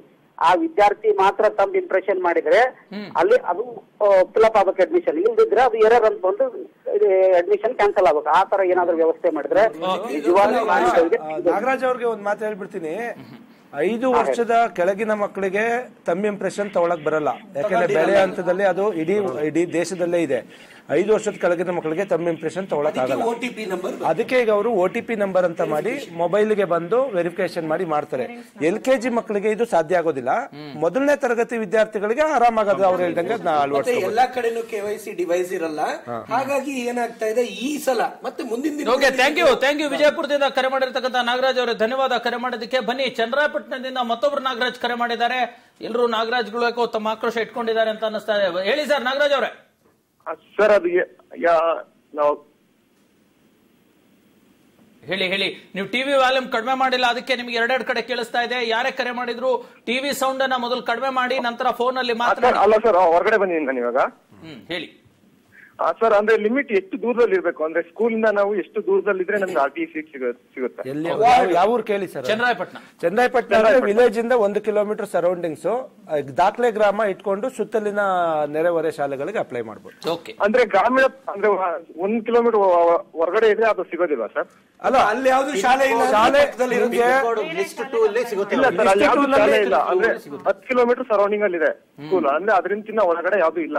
ಅಲ್ಲ, ನಿಮ್ಗೆ ಅದೇ ಫಸ್ಟ್ ಶಾಲೆ ಆಗುತ್ತೆ. ಲಿಸ್ಟ್ ಸೆಕೆಂಡ್ ಲಿಸ್ಟ್ ಅಲ್ಲಿ ಹಾಕೋಬಹುದು ನಾಗರಾಜ್ ಅವರೇ ನೀವು. ಅಂದ್ರೆ ಮತ್ತೆ ಅಪ್ಲಿಕೇಶನ್ ಮತ್ತೆ ಬಿಟ್ಟಾಗ ಹಾಕ್ಬೇಕಾ? ಇಲ್ಲ, ನೀವು ನಿಮ್ಮ ಗ್ರಾಮ ಪಂಚಾಯತಿ ಒಳಗೆ ಏನು ಇಲ್ಲ ಅಂದ್ರೆ ಸೆಕೆಂಡ್ ಲಿಸ್ಟ್ ಅಂತ ಇರ್ತದೆ. ಅಲ್ಲಿಗೆ ಹೋಗಿ ಬಟನ್ ನಮ್ಕಿದ್ರೆ ಬೇರೆ ಶಾಲೆಗಳು ಓಪನ್ ಆಗುತ್ತೆ, ಅದನ್ನ ಸೆಲೆಕ್ಟ್ ಮಾಡ್ಕೋಬಹುದು ನೀವು. Okay sir. Okay, thank you Nagaraj ಅವರೇ, ಧನ್ಯವಾದ ಕರೆ ಮಾಡಿದ್ದಕ್ಕೆ. ಸರ್ ಹೇಳಿ, ಟಾಸ್ಕ್ ಫೋರ್ಸ್ ಸಾಕಷ್ಟು ಸಮಸ್ಯೆಗಳಾಗ್ತಾ ಇರ್ತಕ್ಕಂಥದ್ದು, ಇದನ್ನ ಸರಿಪಡಿಸೋದಕ್ಕೆ ಯಾಕೆ ಸಾಧ್ಯ ಆಗ್ತಾ ಇಲ್ಲ ಅಂತ? ಸರ್, ಅದು ಗೌರ್ಮೆಂಟ್ ಕಡೆಯಿಂದ ಇದು ಮಾಡ್ಕೊಬೇಕು. ಅಲ್ಲ ಸರ್, ಕಡೆಯಿಂದ ನಾವು ಎಷ್ಟು ಪ್ರಯತ್ನ ಮಾಡೋದು, ನಾವು ಅರ್ಜಿಗಳು ಕೊಡಬಹುದು ಹೊರತು ಅದು ಕರೆಕ್ಟ್ ಆಗಿ ಇಂಪ್ಲಿಮೆಂಟ್ ಬರ್ತಾ ಇಲ್ಲ. ಈ ಸಲ ಒಂದು ಸ್ಕೂಲಲ್ಲಿ ಇದೇ ತರ ಪ್ರಾಬ್ಲಮ್ ಬಂತು. ಫೀಸ್ ಬೇಡ, ಫೀಸ್ ನಾವು ಕೇಳ್ತಾ ಇಲ್ಲ, ಟ್ರಾನ್ಸ್ಪೋರ್ಟೇಷನ್ ಕೊಡಿ. ಟ್ರಾನ್ಸ್ಪೋರ್ಟೇಷನ್ ಎಷ್ಟು? 28,000. ಈ ತರ ಬಂತು. ಹೋಗ್ಬಿಟ್ಟು ಎಜುಕೇಶನ್ ಮಿನಿಸ್ಟರ್ ಹತ್ರ ಖುದ್ದಾಗಿ ಲೆಟರ್ ಕೊಟ್ಟು, ಬಟ್ ಅವ್ರು ಇಮಿಡಿಯೇಟ್ಲಿ ನೋಟಿಸ್ ಕಳಿಸಿದ್ದಾರೆ. ಅಲ್ಲಿ ಯಾರು RTE ಪೇರೆಂಟ್ಸ್ ಜನ ಅವ್ರಿಗೆ ಕಾಲ್ ಮಾಡಿ ಅವ್ರ ಡೇಟಾ ತಗೊಂಡು ಆ ಸ್ಕೂಲ್ಗೆ ನೋಟಿಸ್ ಇಶ್ಯೂ ಮಾಡಿದ್ದಾರೆ. ಮತ್ತೆ ಆ ಸ್ಕೂಲ್ ಅವ್ರು ತಿರ್ಗಾ ಎಜುಕೇಶನ್ ಮಿನಿಸ್ಟರ್ ಹತ್ರ ಹೋಗಿದ್ದಾರೆ, ಚೀಮಾರಿ ಹಾಕಿದ್ದಾರೆ ಅವರು. ಈ ತರ ಒಂದೊಂದು ಸಾಲ್ವ್ ಆಗುತ್ತೆ. ಬಟ್ ಅಲ್ಲಿ ಯೂನಿಯನ್ ಸ್ಕೂಲ್ಗಳಲ್ಲಿ ಈ RTE ಒಂದು ಗ್ರೂಪ್ ಅಂತ ಇರಬೇಕು, ಪೇರೆಂಟ್ಸ್ ಅಸೋಸಿಯೇಷನ್. ಈ ತರ ಸಮಸ್ಯೆಗಳು ಬಂದ್ರೆ ಅವರೇ ಸಾಲ್ವ್ ಮಾಡ್ಕೊಬೇಕು. ಅವ್ರಾಗಿಲ್ವಾ ಹೈಯರ್ ಅಥಾರಿಟಿಗೆ ತಗೊಂಬನ್ನಿ, ಅಲ್ಲಾಗಿಲ್ವಾ ಎಜುಕೇಶನ್ ಮಿನಿಸ್ಟರ್ ತನಕ ಹೋಗ್ಬೋದು, ಕಮಿಷನರ್ ಇದ್ದಾರೆ, ಒಂದೊಂದಾಗಿ ಅವರೇ ಸಾಲ್ವ್ ಮಾಡ್ಕೊಬೇಕು. ಸರ್, ನಿಮ್ ಪ್ರಾಬ್ಲಮ್ ಏನಿದ್ರೆ ನಮ್ಗೆ ಹೆಂಗೂ ಗೊತ್ತಾಗಲ್ಲ. ಪ್ರಾಬ್ಲಮ್ ಹೊರಗಡೆ ಬರ್ಬೇಕದು. ಎಕ್ಸಾಕ್ಟ್ಲಿ. ರಾಮನಗರದಿಂದ ಶ್ರೀನಿವಾಸ್ ಕರೆ ಮಾಡಿದ್ರ. ಶ್ರೀನಿವಾಸ್ ಹೇಳಿ. ಸರ್, ಈಗ ರಾಮನಗರದಿಂದ 2 ಕಿಲೋಮೀಟರ್ ಇದೆ ವಿಲೇಜ್, ಟೌನ್ ಬಾರ್ಡರ್ ಇದೆ. ಈಗ ಬರೀ ಕೊಡ್ತಾ ಇಲ್ಲ ಅಂತ. ಏನಂದ್ರಿ? ಬರೀ ಟೌನ್ಗೆ? ಟೌನ್ ಮಾತ್ರ ಇದೆ, ವಿಲೇಜ್ ಲಿಂಕ್ ಇಲ್ಲ ಅಂತ. ಇದ್ದೇ ಇರುತ್ತೆ ಇದೆಯಾ? ಈಗ ಅವರು ಅಪ್ಲಿಕೇಶನ್ ಹಾಕ್ಬೇಕಾ ಸರ್? ಅಪ್ಲಿಕೇಶನ್ ಹಾಕ್ಬೇಕಾ ನೀವು? ಮನೆಯೆಲ್ಲ ಹೋಗಿ ಕೇಳಿದ್ವಿ ಸರ್. ನೀವು ಅಪ್ಲಿಕೇಶನ್ ಹಾಕ್ಬೇಕಾ? ಅಪ್ಲಿಕೇಶನ್ ಹಾಕ್ಬೇಕು, ತಗೋತಾ ಇಲ್ಲ ಸರ್. ಯಾರ್ಗ್ ಹಾಕ್ಬೇಕು? ನಿಮ್ ಮಗುಗ? ಮಗುಗೆ. ಸೆಕೆಂಡ್ ಲಿಸ್ಟ್ ಓಪನ್ ಆಗ್ತಾ ಇದೆಯಾ ನಿಮ್ಮಲ್ಲಿ? ಇಲ್ಲ ಸರ್, ಇಲ್ಲ. ಪಿನ್ ಕೋಡ್ ಹಾಕಿದ್ರೆ ಅಲ್ಲ, ನಿಮ್ಗೆ ಆಧಾರ್ ಸರಿ ಹೋದ ಮೇಲೆ ಸ್ಕೂಲ್ ಲಿಸ್ಟ್ ಸೆಲೆಕ್ಷನ್ಗೆ ಹೋಗ್ತಿರಲ್ಲ, ನಮ್ಮ ಮಗುಗೆ ಸರ್. ಗೊತ್ತಾಯ್ತು ಸರ್. ಅಲ್ಲಿ ಮೊದಲನೇ ಲಿಸ್ಟ್, ಎರಡನೇ ಲಿಸ್ಟ್ ಅಂತಿದೆ.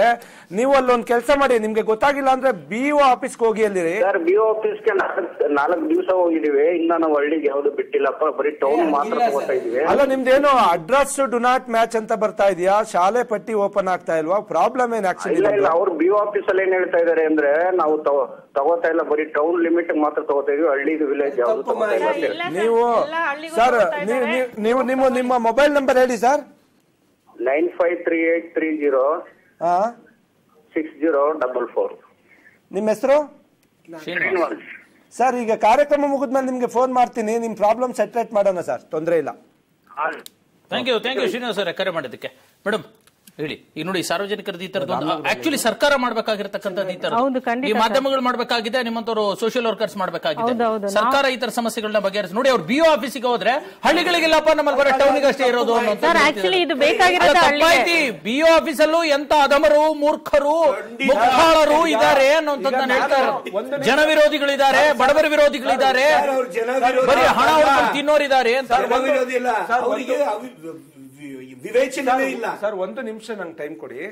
ಮಾನ್ಯ ಶಿಕ್ಷಣ ಇಲಾಖೆ ಪ್ರಧಾನ ಕಾರ್ಯದರ್ಶಿಗಳು ಒಂದು ನಿರ್ಧಾರ ಮಾಡಿದ್ರು ಈ ಸರಿ.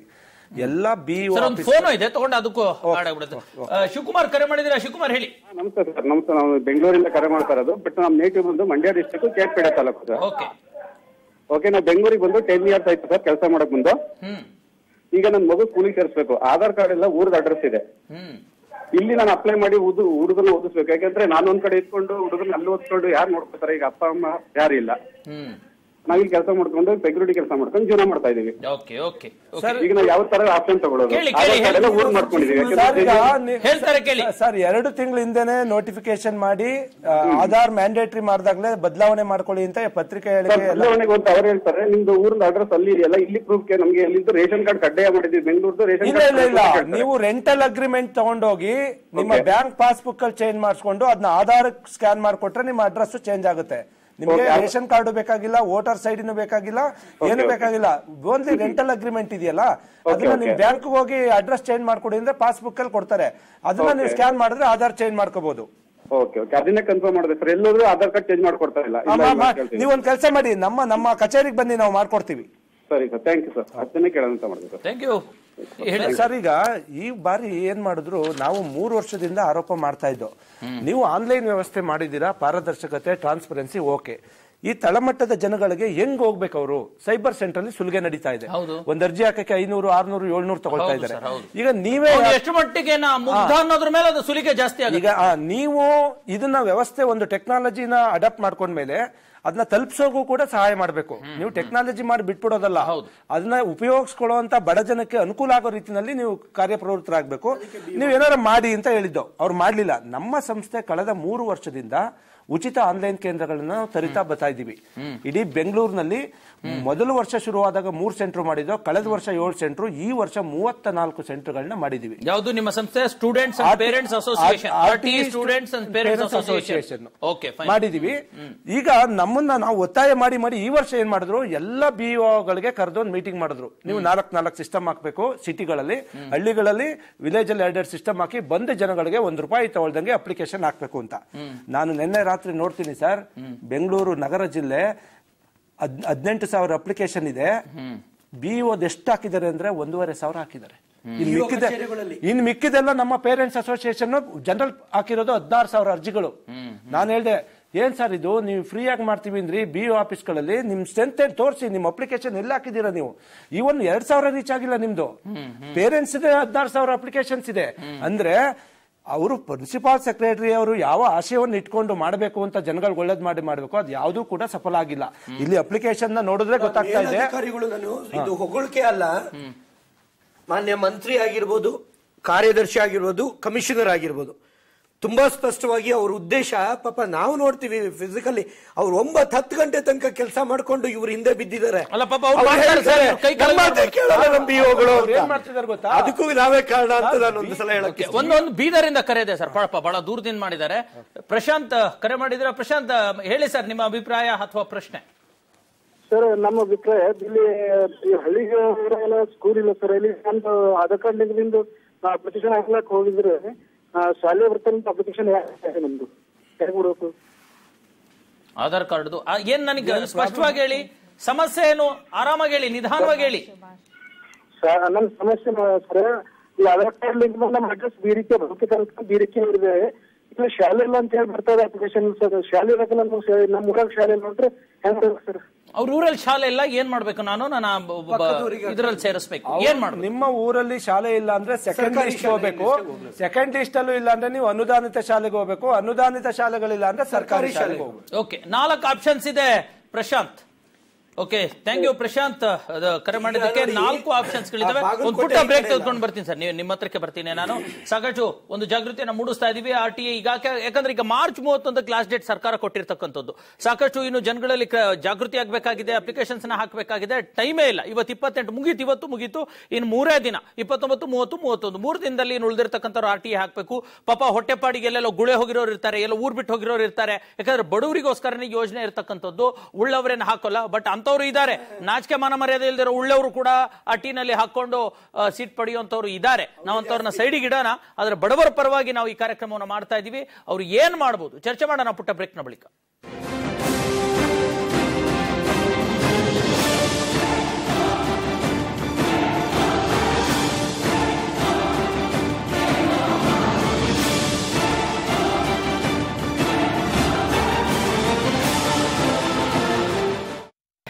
ಇದು ನಮ್ಮ ಶಿಕ್ಷಣ ಹಕ್ಕು ಅನ್ನುವಂಥದ್ದು. ಯಾಕೆ RTE ದಾರಿ ತಪ್ತಾ ಇದೆ ಅಥವಾ ಸಮರ್ಪಕವಾಗಿ ಯಾಕೆ ಜನಗಳಿಗೆ, ಅಂದ್ರೆ ನಿಜವಾಗ್ಲೂ ಬೇಕಾಗಿರ್ತಕ್ಕಂಥ ಫಲಾನುಭವಿಗಳಿಗೆ ರೀಚ್ ಆಗ್ತಿಲ್ಲ ಅನ್ನೋದ್ರ ಕುರಿತಂತೆ ಚರ್ಚೆ ಮಾಡ್ತಾ ಇದ್ವಿ. ಬಹಳ ಆಶ್ಚರ್ಯಕರ ವಿಚಾರ ಮತ್ತು ತಲೆ ತಗ್ಗಿಸಬೇಕಾಗಿರ್ತಕ್ಕಂಥ ನಾಚಿಕೆಗೇಡಿನ ವಿಚಾರ ಅಂತಂದ್ರೆ, ಪಾಠ ಮಾಡುವಂತಹ ಶಿಕ್ಷಣ ಇಲಾಖೆಯಲ್ಲಿ ಕೆಲಸ ಮಾಡುವಂತಹ ಅಧಿಕಾರಿಗಳೇ ನಾಚಿಕೆ ಬಿಟ್ಟು ಅವರು ಈ ರೀತಿಯ ಒಂದು ಅವ್ಯವಹಾರ ಅಕ್ರಮದಲ್ಲಿ ತೊಡಗಿದ್ದಾರೆ ಅನ್ನುವಂಥದ್ದು ಸಾಕಷ್ಟು ಬೇಸರ ಹುಟ್ಟಿಸುವಂಥದ್ದು. ಈ ಬಗ್ಗೆ ಚರ್ಚೆ ಮಾಡ್ತಾ ಇದೀವಿ. ಹೇಳಿ ಸರ್. ಸರ್, ಈಗ ಈ BO ಕೇಂದ್ರಗಳಲ್ಲಿ ಉಚಿತವಾಗಿ ಆನ್ಲೈನ್ ಕೇಂದ್ರಗಳು, ಬೆಂಗಳೂರು 1 ಸೆಂಟರ್ಸ್. ಸರ್, ಒಂದೇ ಒಂದು ಪಾಪ ಮಹಿಳಾ ಕರೆ ಇದೆ, ತಗೊಂಡ್ಬಿಡ. ಮಹಿಳೆಯರಿಗೆ ಆದ್ಯತೆ ಕೊಡ್ಬೇಕು ನಾವು, ಇಲ್ಲ 50% ಡಿಮಾಂಡ್ ಮಾಡಲ್ಲ. ಬೆಂಗಳೂರಿನ ಮಹಿಳೆಯರಿದ್ದಾರೆ. ಬೆಂಗಳೂರಿಂದ ಶ್ವೇತಾ ಕರೆ ಮಾಡಿದ್ದಾರೆ. ಶ್ವೇತಾ, ಹೇಳಿಮಾ ನಿಮ್ಮ ಪ್ರಶ್ನೆ ಅಥವಾ ಅಭಿಪ್ರಾಯ. ಸರ್ ನಮಸ್ಕಾರ. ನಮ್ದು ಟ್ವಿನ್ಸ್ ಬೇಬಿ ಇದೆ. ಹಾ, ಹಲೋ ಶ್ವೇತಾ ಅವರೇ, ನಿಮ್ಮ ಟಿವಿ ವ್ಯಾಲ್ಯೂಮ್ ಕಡಿಮೆ ಮಾಡಿ, ನನ್ನ ವಾಯ್ಸನ್ನ ಫೋನಲ್ಲಿ ಕೇಳಿದ್ರೆ ಸಾಕು. ಹಲೋ ಸರ್, ಈ ತರ ಟ್ವಿನ್ಸ್ ಬೇಬಿ ಇದೆ. ಒಬ್ನದ್ ಅಪ್ಸೆಟ್ ಆಗ್ತಿದೆ, ಇನ್ನೊಬ್ರದ್ದು ಅಪ್ಸೆಟ್ ಆಗ್ತಿಲ್ಲ.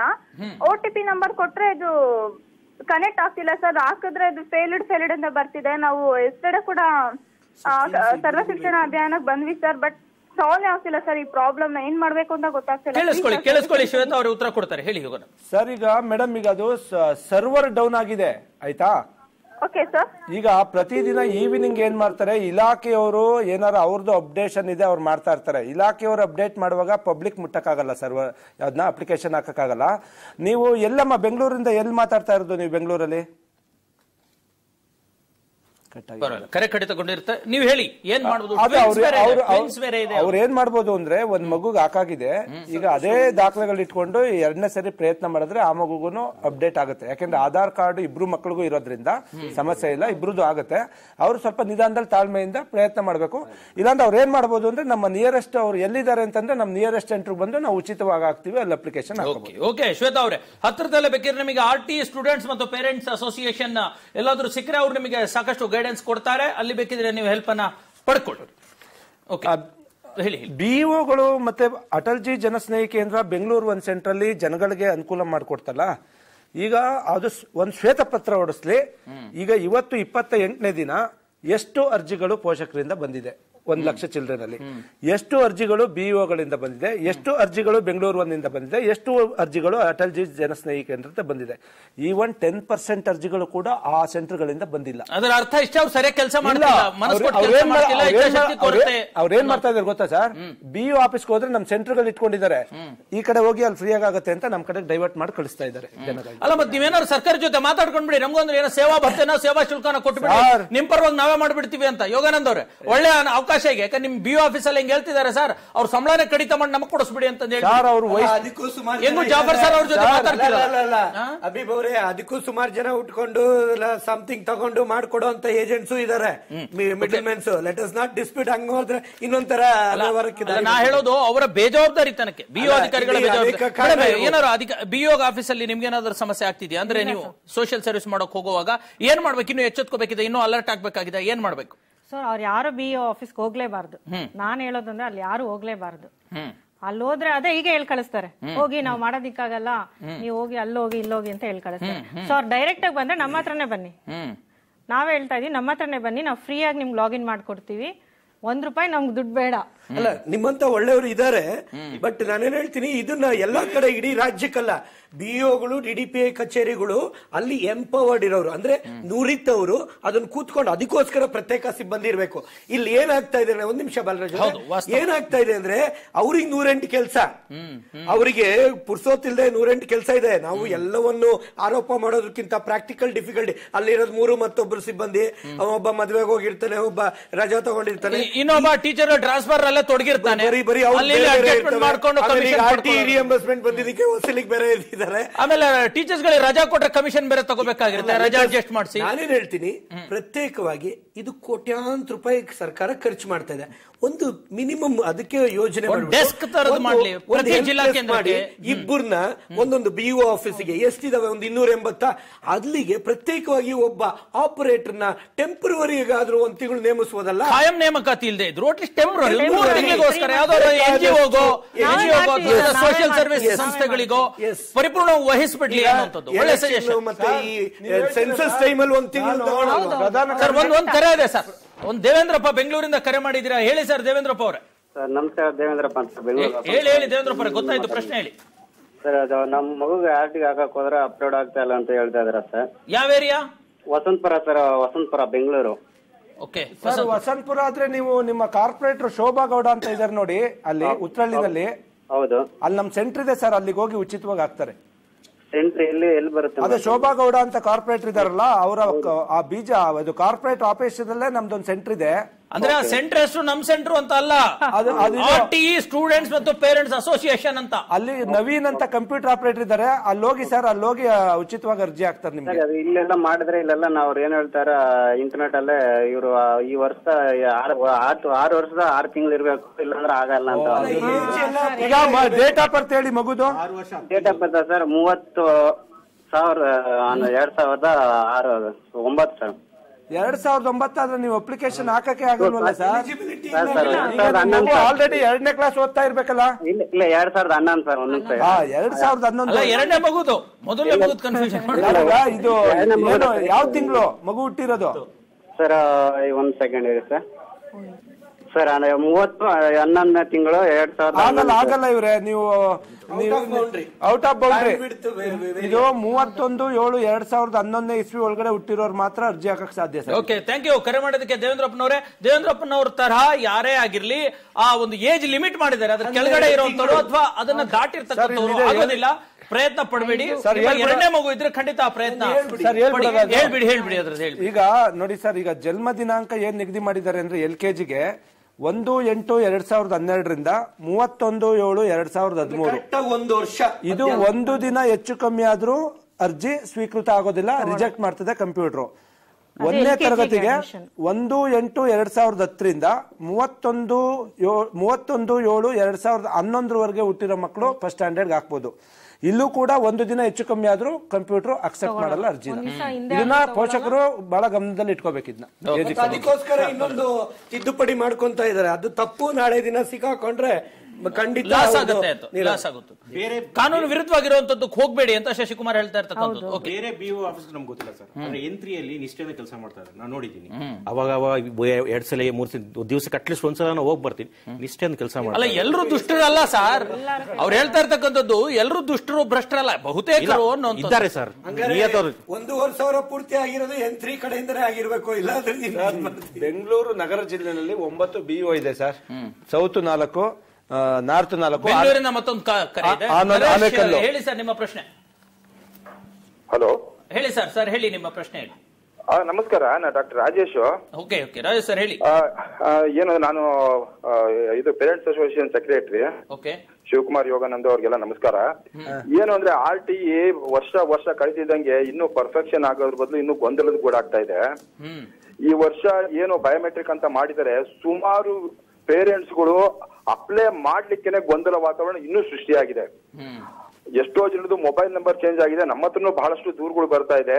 ಬಟ್ ಏನು ಮಾಡಕ್ ಆಗ್ತಾ ಇಲ್ಲ. 15 ದಿವಸ 20 ದಿವಸ ಇದೆಲ್ಲ ಆಗಿ ಬಯೋಮೆಟ್ರಿಕ್ ಆಗಿ ವರ್ಷ ಕಳೆದ ತಕ್ಷಣ ಪರ್ಫೆಕ್ಷನ್ ಆಗೋ ಬದಲು ಇನ್ನೂ ಕೂಡ ಗೊಂದಲದ ಗೂಡಂತೂ ಆಗಿರೋದಂತೂ ಸತ್ಯ. ಅದನ್ನ ಎಲ್ಲೋ ಒಂದು ಕಡೆ ಈ ಮೀಡಿಯೇಟರ್ಗಳು ದುಡ್ಡು ಕೊಟ್ರೆ ಮಾಡ್ತಂಥದ್ದು. ಇದು ಪಾಪ ಅಲ್ಲಿ ಯೋಗಾನಂದ್ ಅವರು ಇದಾರೆ, ಬಹಳ ಪ್ರಾಮಾಣಿಕವಾಗಿ ಮಾಡ್ತಾ ಇರ್ತಕ್ಕಂಥವ್ರು. ಅಂತವ್ರು ಬಹಳ ಕೆಲವೇ ಜನಗಳು ಆಗಿದ್ದಾರೆ.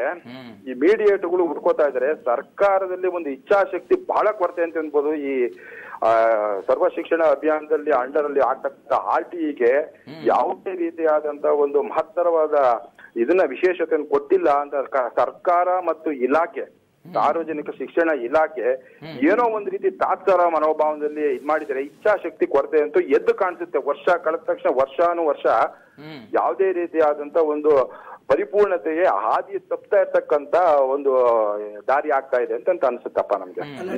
ನೀವು ಹೇಳಿದ ಮಾತು ಒಂದ್ ಕಡೆ ಸರ್ಕಾರಕ್ಕೆ ಇಚ್ಛೆ ಇದೆ, ಆದ್ರೆ ಏನೋ ದೇವ್ರು ಕೊಟ್ರು ಪೂಜಾರಿ ಕೊಡಲ್ಲ ಅನ್ನೋಂತ ಪರಿಸ್ಥಿತಿ ನಮ್ಮ ರಾಜ್ಯದಲ್ಲಿದೆ ಅಂತ ಹೇಳಕ್ ಇಷ್ಟಪಡ್ತೀನಿ. ಯಾಕೆಂದ್ರೆ ದಿನನಿತ್ಯ ಸರ್ಕಾರ ಮೇಲಧಿಕಾರಿಗಳು ನೋಡ್ತಾ ಇರೋದ್ರಿಂದ ಇದನ್ನ ಸಮರ್ಥಿಸ್ಕೊಬೇಕಾಗತ್ತೆ.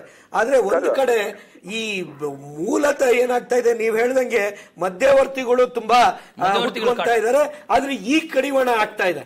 ಈ ಆಧಾರ್ ಬಂದ ಮೇಲೆ ತುಂಬಾ ಕಡಿವಾಣ ಆಗ್ತಾ ಇದೆ. ಅದನ್ನು ನೀವು ಅರ್ಥ ಮಾಡ್ಕೊಬೇಕು. ಆಗ್ತಾ ಇಲ್ಲ, ಇನ್ನು ಉಲ್ಬಣ ಆಗ್ತಾ ಇದೆ. ಈ ತರದೆಲ್ಲ ಮಧ್ಯವರ್ತಿಗಳು ಅಲ್ಲ ಸ್ವಲ್ಪ ಹೇಗೆ ರಾಜೇಶ್ವರ ಸರ್, ಈಗ ಇಷ್ಟು ವರ್ಷದಿಂದ RTE ತಗೊಂಡಂತ ಸೀಟ್ಗಳನ್ನ ಯಾರಿಗೆ ತಲುಪಿದೆ ಅದರ ಬಗ್ಗೆ ಏನಾದ್ರು ಒಂದು ತನಿಖಾ ಒಂದು ವ್ಯವಸ್ಥೆ ಮಾಡಿದಾರ? ಸರ್ಕಾರಕ್ಕಾಗ್ಲಿ ಇಲಾಖೆಗಾಗ್ಲಿ, ಇಲಾಖೆ ಮತ್ತು ಸರ್ಕಾರ ಎರಡೂ ಕೂಡ ಇದಾಗಿ ಒಂದು ಏನು ಆಶುಭಾಷೆ ರೀತಿಯಲ್ಲಿ ನಡ್ಕೊಂಡು ಬರ್ತಕ್ಕಂಥ ಒಂದು ಇದಾಗಿದ್ದಾವೆ. ಅಷ್ಟು ಹಾದಿ ತಪ್ಪಿರ್ಬೋದು, ಇಲ್ಲ ಒಂದ್ ಯಾವ್ದಾದ್ರು ಹಾದಿ ತಪ್ಪಿರ್ಬೋದು. ಆದ್ರೆ ಪೇರೆಂಟ್ಸ್ಗಳಿಗೆ ಇದು ತಲುಪಬೇಕು. ಯಾಕಂದ್ರೆ ಅವಕಾಶ ವಂಚಿತರಿದ್ದಾರೆ, ಮತ್ತೆ ಇವರು ಲೇಬರ್ ಕ್ಲಾಸ್ಗಳಿದ್ದಾರೆ, ಮತ್ತೆ ತಲುಪ್ತಾ ಇದೆ ನೋಡಿ. ನೀವು ಅದನ್ನ ಇದು ಮಾಡಿ ಖಂಡಿತವಾಗಿ ತಲುಪ್ತಾ ಇಲ್ಲ. ಮತ್ತೆ ಈಗ ಒಂದು 5-6 ವರ್ಷದಿಂದ ಎಷ್ಟು ಬೇರೆ ಅನ್ಯ ಮಾರ್ಗವನ್ನು ಉಳಿಸ್ಕೊಂಡು ಎಷ್ಟೆಷ್ಟು ಸ್ಯಾಲರಿ ಬರ್ತಕ್ಕಂಥವ್ರು, ಮನೆ ಇರ್ತಕ್ಕಂಥವ್ರು ಇದಾಗ್ತಾ ಇದಾರೆ. ಯಾರಿಗೆ ತಲುಪಬೇಕು ಅದು ತಲುಪ್ತಾ ಇಲ್ಲ. ಆದ್ರೆ ಇನ್ನೂ ಕೂಡ ಈ ವರ್ಷನೂ ನೋಡ್ತಂದ್ರೆ ಇನ್ನೂ ಮಾಡಿದ್ದಾರೆ. ಬಯೋಮೆಟ್ರಿಕ್ ಅನ್ನೋದು ಬಂದಿರೋದ್ರಿಂದ ಯಾರು ಅಪ್ಲೈ ಮಾಡಕ್ಕೆ ಆಗ್ತಾ ಇಲ್ಲ. ಅಯ್ಯೋ ಇಷ್ಟೊಂದಿದೇನಪ್ಪ ಅಂತಂತಾರೆ. ಹಾಗಾಗಿ ನಿಜವಾಗ್ಲೂ ಕೂಡ ಸರ್ಕಾರಕ್ಕೆ ಆಗ್ಲಿ ಮತ್ತೆ ಇಲಾಖೆಗೆ ಆಗ್ಲಿ ಬಹಳ ಈ ಒಂದು ವಿಷಯದಲ್ಲಿ RTE ಅನ್ನೋ ಒಂದು ವಿಷಯದಲ್ಲಿ ಇಚ್ಛಾಶಕ್ತಿ ಕೊರತೆ ಎದ್ದು ಕಾಣಿಸುತ್ತೆ ಮಾತ್ರ. ಎಕ್ಸಾಕ್ಟ್ಲಿ ರಾಜೇಶ್ವರ, ಖಂಡಿತ ಹೌದು. ಥ್ಯಾಂಕ್ ಯು ವೆರಿ ಮಚ್ ನಿಮ್ಮ ಅಭಿಪ್ರಾಯಗಳನ್ನ ಹೇಳಿದಕ್ಕೆ. ಅವ್ರು ಹೇಳ್ತಿರ್ತಕ್ಕಂಥ ಇಚ್ಛಾಶಕ್ತಿ ಇಲ್ಲ ಅನ್ನೋದು ಅದು ಮೇಲ್ನೋಟಕ್ಕೆ ಅನ್ನಿಸ್ತಾ ಇದೆ ಸರ್. ಹೌದು ಸರ್, ಬಟ್ ಆದ್ರೆ ಈ ಸಾಫ್ಟ್ವೇರ್ ಏನ್ ಕ್ರಿಯೇಟ್ ಮಾಡೋದು ತುಂಬಾ ಈಸಿ ಇದೆ ಸರ್. 6 ವರ್ಷಕ್ಕಿಂತ ಇದು ತುಂಬಾನೇ ಈಸಿ ಅಪ್ಡೇಟ್ ಮಾಡೋದು. ಬಟ್ ಆದ್ರೆ ಈ ಅನ್ಎಜುಕೇಟೆಡ್ ಟಫ್ ಆಗುತ್ತಲ್ಲ ಅಂತಂದೇಳಿ ಬಡವ್ರ ಮಕ್ಕಳು ಯಾರೋ ಕೂಲಿ ಮಾಡಕ್ ಬಂದಿರ್ತಾರೆ, ಯಾರೋ ಕೊಪ್ಪಳದಿಂದನೋ ಗದಗ ಕಡೆಯಿಂದ ಗುಳೆ ಬಂದಿರ್ತಾರೆ, ಬೆಂಗಳೂರಿಗೆ, ವಿಜಯಪುರದಿಂದ ಗುಲ್ಬರ್ಗದಿಂದ ಬಂದಿರ್ತಾರೆ. ಅವ್ರಿಗೆ ಹೆಂಗೆ ಸರ್ ಫಿಲ್ ಅಪ್ ಮಾಡ್ತಾರೆ? ಎಲ್ಲಿಗೆ ಹೋಗ್ತಾರೆ ಸರ್? ಕರೆಕ್ಟ್ ಆಗಿ ಸಿಕ್ಕೋ ಗೈಡ್ಲೈನ್ಸ್ ಇಲ್ಲಿಂದ ಹುಡ್ಕೊಂಡು ಹೋಗ್ಬೇಕು. ನಾವು ಹೋಗ್ಬಿಟ್ಟು ಅವ್ನು ಹುಡ್ಕೊಂಡ್ ಬರಕ್ಕಾಗಲ್ಲ. ಹೇಳ್ಬಹುದು, ನೀವು ಹುಡುಕ್ಬೇಕು. ಇದ್ದೇ ಇರ್ತಾರೆ ಪ್ರತಿ ವಾರ್ಡ್ಗಳಲ್ಲಿ ಆಗ್ಲಿ, ಪ್ರತಿ ರೈಟ್ ಪರ್ಸನ್ ಹುಡುಕ್ಬೇಕಷ್ಟೇ ನೀವು. ಗ್ಯಾರಂಟಿ ಅವ್ರಿಗೆ ಫೇವರ್ ಆಗುತ್ತೆ. ವರ್ಷಾನುಗಟ್ಟಲೆ ಅವೇರ್ನೆಸ್ ಇದೆ. ಈಗ 5 ವರ್ಷದ ಅವೇರ್ನೆಸ್ ಇದೆ. ಅವೇರ್ನೆಸ್ ಕೊರತೆ ಅಥವಾ ಮಾಹಿತಿ ಇಲ್ಲ ಅಂತ ಇಲ್ಲ. ಆದ್ರೆ ಎಲ್ಲೋ ಒಂದು ಕಡೆ ಒಂದು ಸತ್ಯ. ಈಗ ನಾನು ನೋಡಿದ್ದೀನಿ, ಕೆಲವು ರಾಜಕೀಯ ಮುಖಂಡರು ಕೂತ್ಕೊಂಡಲ್ಲಿ ಮಾತಾಡ್ತಾರೆ, ಅಯ್ಯೋ RTE ಬಂದ ಮೇಲೆ ಖಾಸಗಿ ಶಾಲೆಗಳಿಗೆ ದುಡ್ಡು ಕೊಡ್ತಾ ಇದ್ದೀರಾ, ಕರ್ನಾಟಕ ರಾಜ್ಯ ಸರ್ಕಾರದ ಶಾಲೆಗಳು ಮುಚ್ಚುತ್ತಾ ಇದಾವೆ. ಖಂಡಿತ ಸುಳ್ಳು. 1% 2% ಕೂಡ ಸರ್ಕಾರಿ ಶಾಲೆಯಿಂದ ಬಂದು ಖಾಸಗಿ ಸೇರ್ತಾ ಇಲ್ಲ. ಇರೋಂತ ಸತ್ಯ. ಎಲ್ಲ ಉಳ್ಳವರೇ ಬಂದು ಸೇರ್ಕೊಂತ ಇರೋದು, ಮೊದ್ಲು ಅಲ್ಲಿದ್ದವರೇ ಬಂದು ಇಲ್ಲಿ ಸೇರ್ಕೊಂತ ಇರೋದು. ಇಲ್ಲಿ ಏನಾಗ್ತಾ ಇದೆ, ಗುಣಮಟ್ಟ ಫೇಲ್ಯೂರ್ ಆಗಿದೆ. ಅದಕ್ಕೆ ಅನ್ನೋದನ್ನ ಒಂದು ಅರ್ಥ ಮಾಡ್ಕೋಬೇಕು. RTI ಅಡಿಯಲ್ಲಿ ಬರ್ತಕ್ಕಂಥ ಬಡವರು ಒಂದ್ ಕಡೆ ಹೆಸಿಟೇಟ್ ಮಾಡ್ತಾರೆ, ಯಾಕಪ್ಪ ಈ ಗೊಂದಲ ಅನ್ನತಕ್ಕಂಥದ್ದು ಇರಬಹುದು. ಸರ್, ಈಗ ಇದಕ್ಕೆ ನಾವ್ ಹೇಳ್ತಾ ಇದೀವಿ, ನೀವು ಸರ್ಕಾರಿ ಶಾಲೆಗಳು ಹಿಂದುಳಿಯೋದಕ್ಕೂ RTI ಅಕಾಮಡೇಟ್ ಮಾಡೋದಕ್ಕೂ ಬಹಳ ಡಿಫ್ರೆನ್ಸ್ ಇದೆ. ಕೇಂದ್ರ ಸರ್ಕಾರ ಈ ಯೋಜನೆ ಜಾರಿಗೆ ತಂದದ ಸದುದ್ದೇಶ ಏನು? ಕೇವಲ ಐಫೈ ಸ್ಕೂಲ್ಗಳು ಬರೀ ಉಳ್ಳವರ ಸ್ವತ್ತಲ್ಲ, ಬರೀ ಲಕ್ಷಾಂತರ ರೂಪಾಯಿ ಡೊನೇಷನ್ ಕೊಟ್ಟು ಶ್ರೀಮಂತರಷ್ಟೇ ಅಲ್ಲಿ ಓದಬಾರ್ದು. ಒಂದಷ್ಟು % ಜನ ಬಡ ಮಕ್ಕಳು ಕೂಡ ಅವ್ರ ಜೊತೆ ಓದೋ ಮುಖಾಂತರ ಸಮಾನ ಶಿಕ್ಷಣ ನೀತಿ ಖಾಸಗಿ ಶಾಲೆಗಳಲ್ಲೂ ಬರಲಿ ಅನ್ನೋ ಸದುದ್ದೇಶದಿಂದ ಈ ಕಾಯ್ದೆನ ಜಾರಿಗೆ ತಂದಿದ್ದಾರೆ. ಆಯ್ತಾ? ಆದ್ರೆ ಇದು ಇಡೀ ಇಂಡಿಯಾದಲ್ಲೇ ನಂಬರ್ 1 ಸ್ಥಾನದಲ್ಲಿದೆ ಕರ್ನಾಟಕ ಇಂಪ್ಲಿಮೆಂಟೇಷನ್ ಅಲ್ಲಿ. ನೀವು UP ಬಿಹಾರ್ ಆ ಕಡೆ ಹೋಯ್ತಂದ್ರೆ ಇವನ್ 2-3% ಇಲ್ಲ, ಕೇಳೋರೇ ಇಲ್ಲ RTIನ. ಅಲ್ಲ, ಅಲ್ಲಿ UP ಬಿಹಾರ ಅಲ್ಲಿ ಸ್ವಾತಂತ್ರ್ಯನೇ ಬಂದಿಲ್ಲ ಅಂತ ಬಿಡಿ ಸರ್. ಈಗ ಬಂದಿರ್ಬೋದೇನೋ ನೋಡ್ಬೇಕು. ಈಗ ಬಹಳ ಅದ್ಭುತವಾದಂತ ಕಾಯ್ದೆ. ಆದ್ರೆ 25% ಇದೆಯಲ್ಲ, 25% ಮೂಲ ಉದ್ದೇಶನೇ ಅಲ್ಲ RTIದು. RTI ಮೂಲ ಉದ್ದೇಶ ಇದ್ದು ಕಡ್ಡಾಯ ಶಿಕ್ಷಣ ಮತ್ತು ಗುಣಮಟ್ಟ ಶಿಕ್ಷಣ, ಈ 2 ಕಾಂಪೋನೆಂಟ್. ಇವರು ಒಪ್ಕೊಂಡ್ಬಿಟ್ರು, ಕೇಂದ್ರ ಸರ್ಕಾರ ರಾಜ್ಯ ಸರ್ಕಾರಗಳು, ನಾವು ಗುಣಮಟ್ಟ ಕೊಟ್ಟಿಲ್ಲ, ಖಾಸಗಿ ಶಾಲೆ ಮುಖಾಂತರ ಅವರ ಶಿಕ್ಷಣ. ಇದು ನಿಜವಾದ ಒಂದು ಸ್ಥಿತಿಗತಿ. ಆದ್ರೆ ಕಡ್ಡಾಯ ಶಿಕ್ಷಣ ಇದೆ ಅಂದ್ರೆ ಒಂದು ಮಗುನು ಶೈಕ್ಷಣಿಕ ವಂಚನೆ ಆಗಬಾರ್ದು ಅನ್ನೋದು ಮೂಲ ಉದ್ದೇಶ. ಅದನ್ನ ನಾವು ಇಲ್ಲಿ ಬಂದೆ ಸರ್, ಒಂದು ಪುಟ್ಟ ಬ್ರೇಕ್ ತೆಗೆದುಕೊಂಡು ಬರ್ತೀನಿ. ಸಮಾಜದ ಒಂದು ಮಗುವು ಕೂಡ ಶಿಕ್ಷಣದಿಂದ ವಂಚಿತನಾಗಬಾರದು ಅನ್ನೋಂಥದ್ದು RTIನ ಮೂಲ ಉದ್ದೇಶ ಅನ್ನೋದು ಮಾತ್ರ ಶಶಿಕುಮಾರ್ ಹೇಳ್ತಾ ಇರ್ತಕ್ಕಂಥ ನಿಜ, ಅದು ವಾಸ್ತವ ಹೌದು. ಆದ್ರೆ ಸಾಕಷ್ಟು ಮಕ್ಕಳು ಇವತ್ತು ವಂಚಿತರಾಗ್ತಾ ಇದಾರಲ್ಲ. ವ್ಯವಸ್ಥೆಯನ್ನೇ ನಾವು ದೂಷಿಸಬೇಕಾಗ್ತಾ ಇದೆ. ಹಾಗಾಗ್ಬಿಟ್ಟು ಈ ವ್ಯವಸ್ಥೆನ ಸರಿಪಡಿಸೋದು ಹೇಗೆ? ಒಂದೇ ಬಾರಿ ಎಲ್ಲವೂ ಕೂಡ 100% ಸರಿ ಆಗೋದಿಲ್ಲ, ಅದು ನಮಗೆ ಗೊತ್ತು. ಆದ್ರೂ ಕೂಡ ಇರುವಂತಹ ಸಮಸ್ಯೆಗಳನ್ನ ಬಗೆಹರಿಸಿಕೊಂಡು ಹೋಗೋದು ಹೇಗೆ? ಅತಿಥಿಗಳಿದ್ದಾರೆ, ಚರ್ಚೆ ಮಾಡೋಣ ಪುಟ್ಟ ಬ್ರೇಕ್ನ ಬಳಿಕ.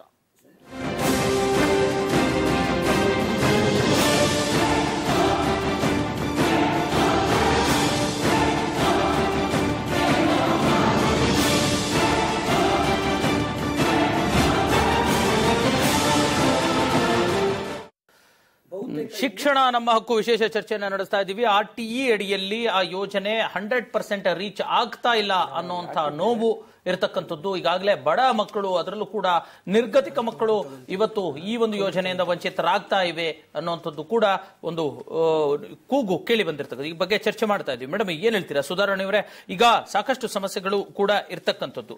ಈ ನಿಟ್ಟಿನಲ್ಲಿ ಇವತ್ತು ಇನ್ನು ಕೇವಲ 3 ದಿನ ಉಳಿದಿದೆ ಬಾಕಿ. ಈ ನಿಟ್ಟಿನಲ್ಲಿ ಏನ್ ಜಾಗೃತಿ ಮೂಡಿಸುವಂತ ಕೆಲಸಗಳನ್ನ ಮಾಡಬಹುದು?